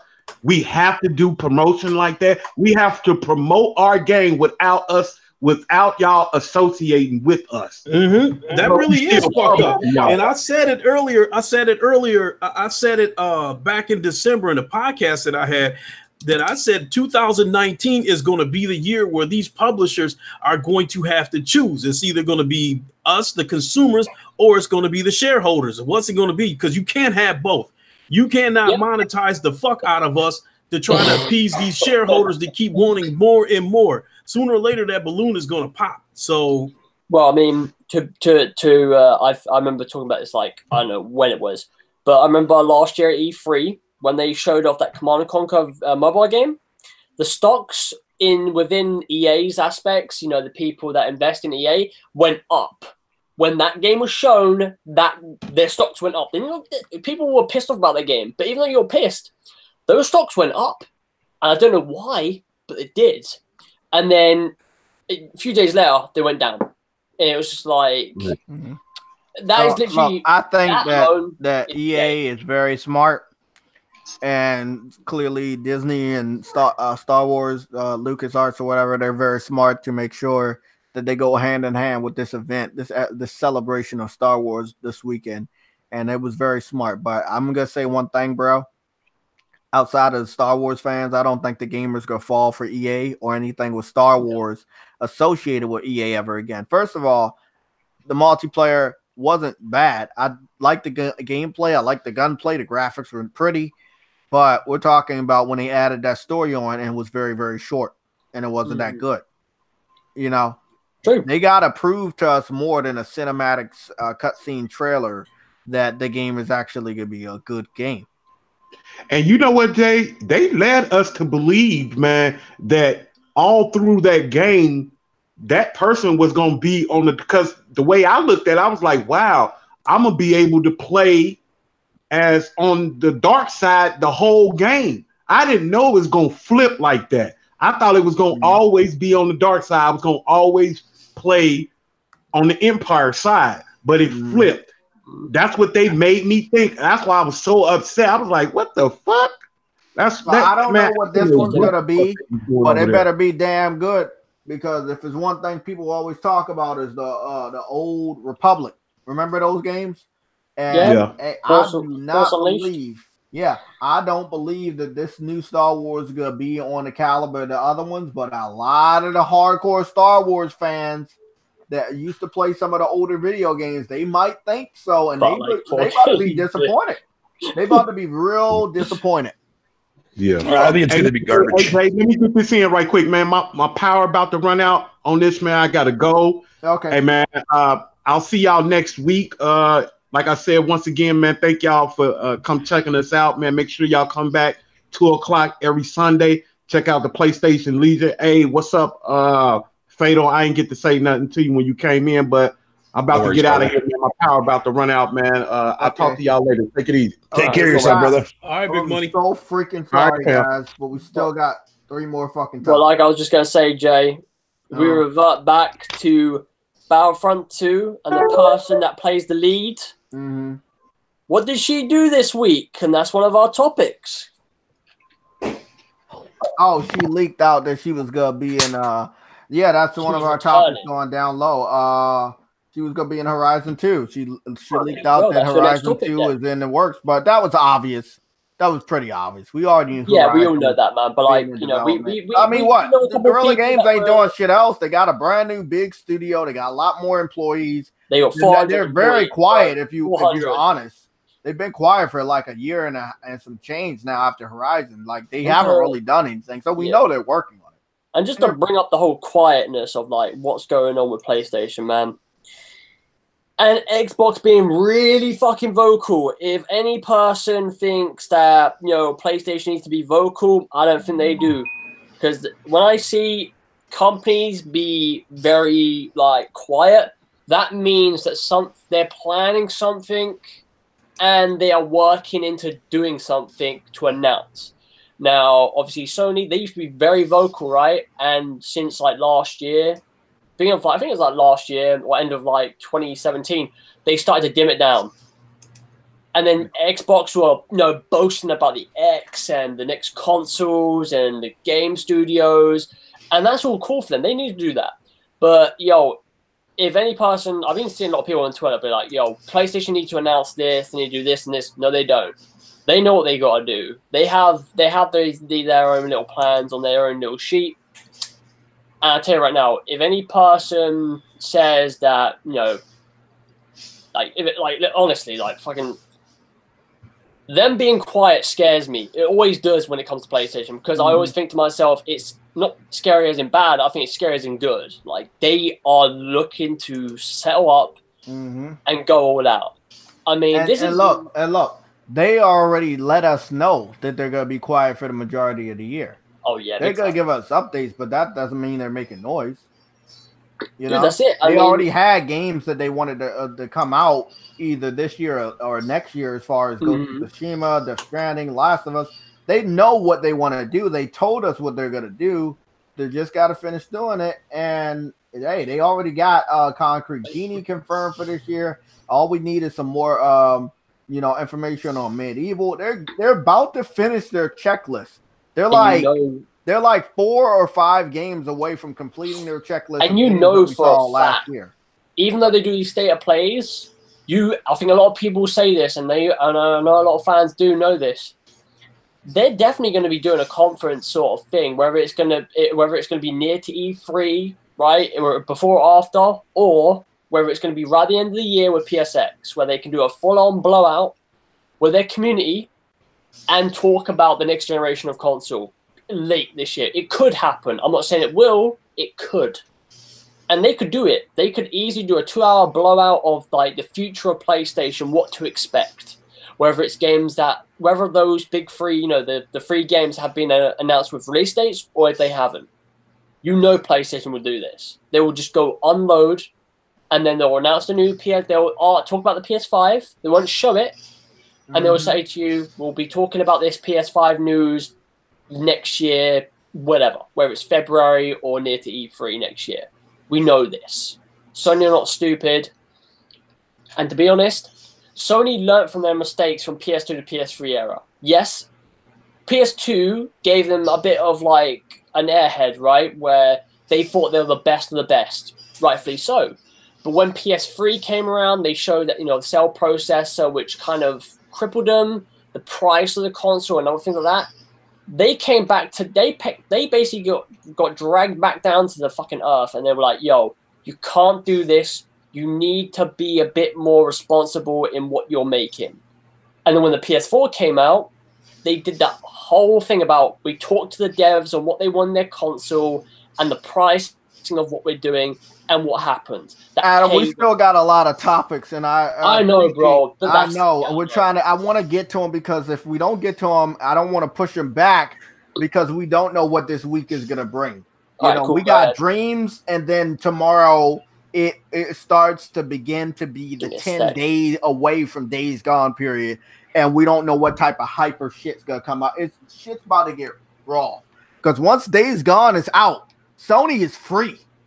Once Days Gone is out and successful, Sony is free to do and talk about any of their other big games, and that's what a lot of people are not talking about. But we got to move on to a topic I see that I don't know if we talked about, but I think you mentioned. Sony stopped Bungie's plans to add a cross-platform character transfer in Destiny 2. And everybody is jumping on the bandwagon or attacking Sony. They're saying they're not perfect. This is the type of shit. If they don't want Microsoft to be in their fucking pockets, they don't have to do that. They're the market leader. If they say no, it's simple as that. If you got a problem with it, don't put your game on Sony's platform. It's simple as that. If you want to do cross-play and cross-save, what's cool again, Jay? I said this to you earlier on. Jason Schreier said, right, I heard. Didn't say it's been verified. He didn't talk to a Bungie dev or whatnot about this. He just said, I heard about it. That could be like anything. So, like I said to you earlier on, any person that jumps on this and says, "Oh, Sony, you're out again," no, fuck off. Go and fuck yourself. Honestly, like no, because there's a difference between I heard and I spoke to a person that works at Bungie. Like, you just hearing shit could be a rumor. It could be bullcrap. You know, we hear shit in this, you know, whether it's like a film, a game, a music, or just general shit with your family. If you say, I heard something, do you take that to heart? No, you don't. You take it with a grain of salt. So that's but this getting closer to E3 and everybody being desperate for any negative thing to look at Sony. Yeah. So don't you know, they're gonna use this. Don't give them the reaction. I literally just move like that's me, man. Just don't give them the reaction. If they want to talk about this, I don't have a reaction because I didn't have a reaction for crossplay. Yeah. Some people like it, but not everybody's gonna support it. And the fact of the matter is, who gives a fuck about cross progression with Xbox when, you know, or across what is character transfer save for Xbox? Yeah, when PlayStation has the majority of the Destiny sales. Cross-play, cross-progression, cross-character. But why does it matter to anybody when most of the Destiny players are on PlayStation anyway? Well, this is the thing. Destiny, when Destiny came out, right, if they didn't implement this, what, you're going to transfer your original character from Destiny 1 from your PS4 to your PS4 in Destiny 2. Like, you're not going to... I don't see a lot of people transferring from PlayStation 4 to Xbox this generation. It's the other way around. So, to me, I don't give a shit. And this may make a lot of people get butthurt for me saying this shit, but it's true. Sorry, it's just true. It's sad that... Also, the story as well. If you play Destiny 2 story, you would know that your character begins anew because of what happens in the beginning of Destiny 2. It doesn't matter. Oh, 1 second. I'll be right back. Okay. Yeah, sure. But anyway, Jay, we can move on because I don't care about cross save or cross progression. I don't give a shit about. Look, I got cross save on what is that game called? The Legend of Heroes. It's gonna be. It's already 4K 60 on PS4. I play it on Vita.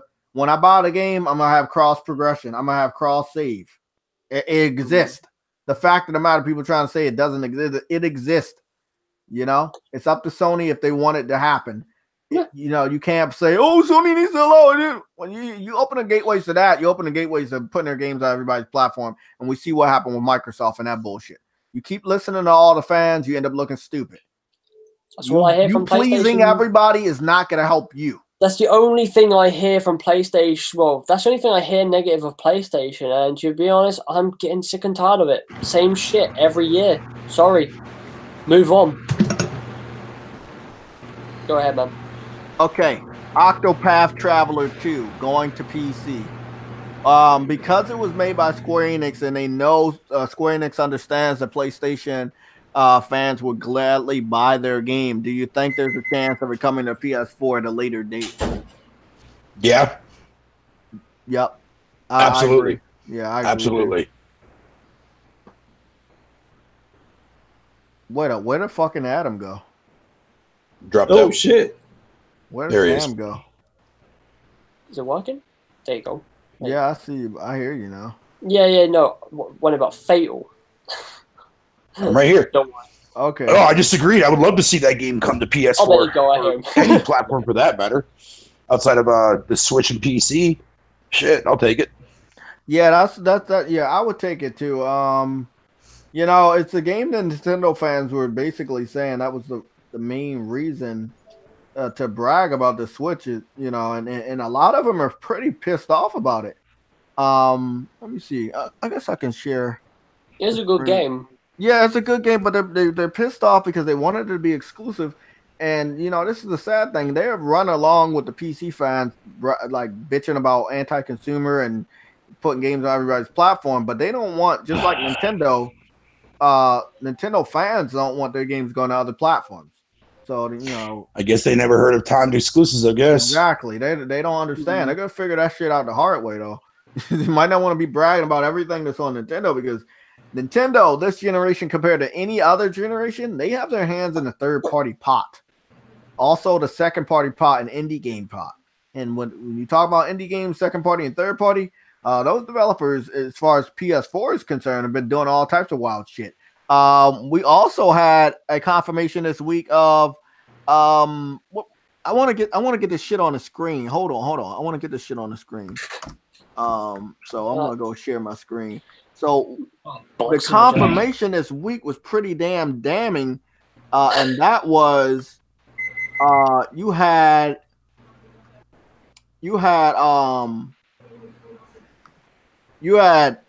what is it? Sorry, I can't remember. God Eater 3.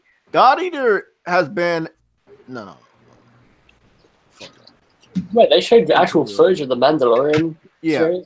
Yeah. So they God Eater 3 has been exclusive to PlayStation since PSP, right?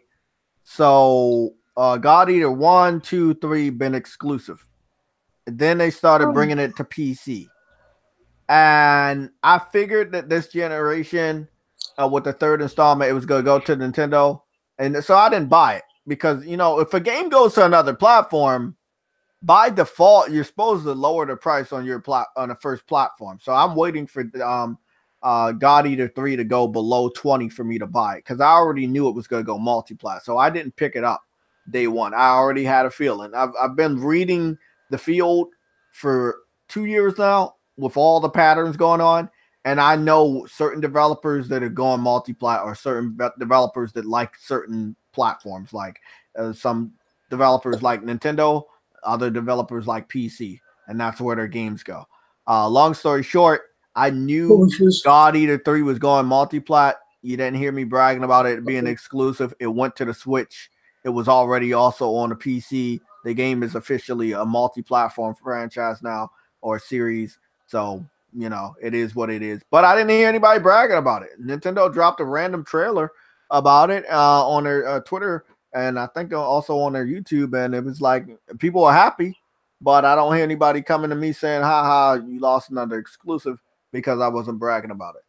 So I've learned my lesson from the past, but same time they got that game, they lost the game, which was Octopath Traveler. They were pretty salty about it because they know with the pattern that they looked at our platform for, Octopath Traveler might be going to other platforms besides just the PC, you know, so that's something you might want to be thinking about. Again, supporting a lot of indie games and a lot of indie developers. They can put their game anywhere they want. Yeah.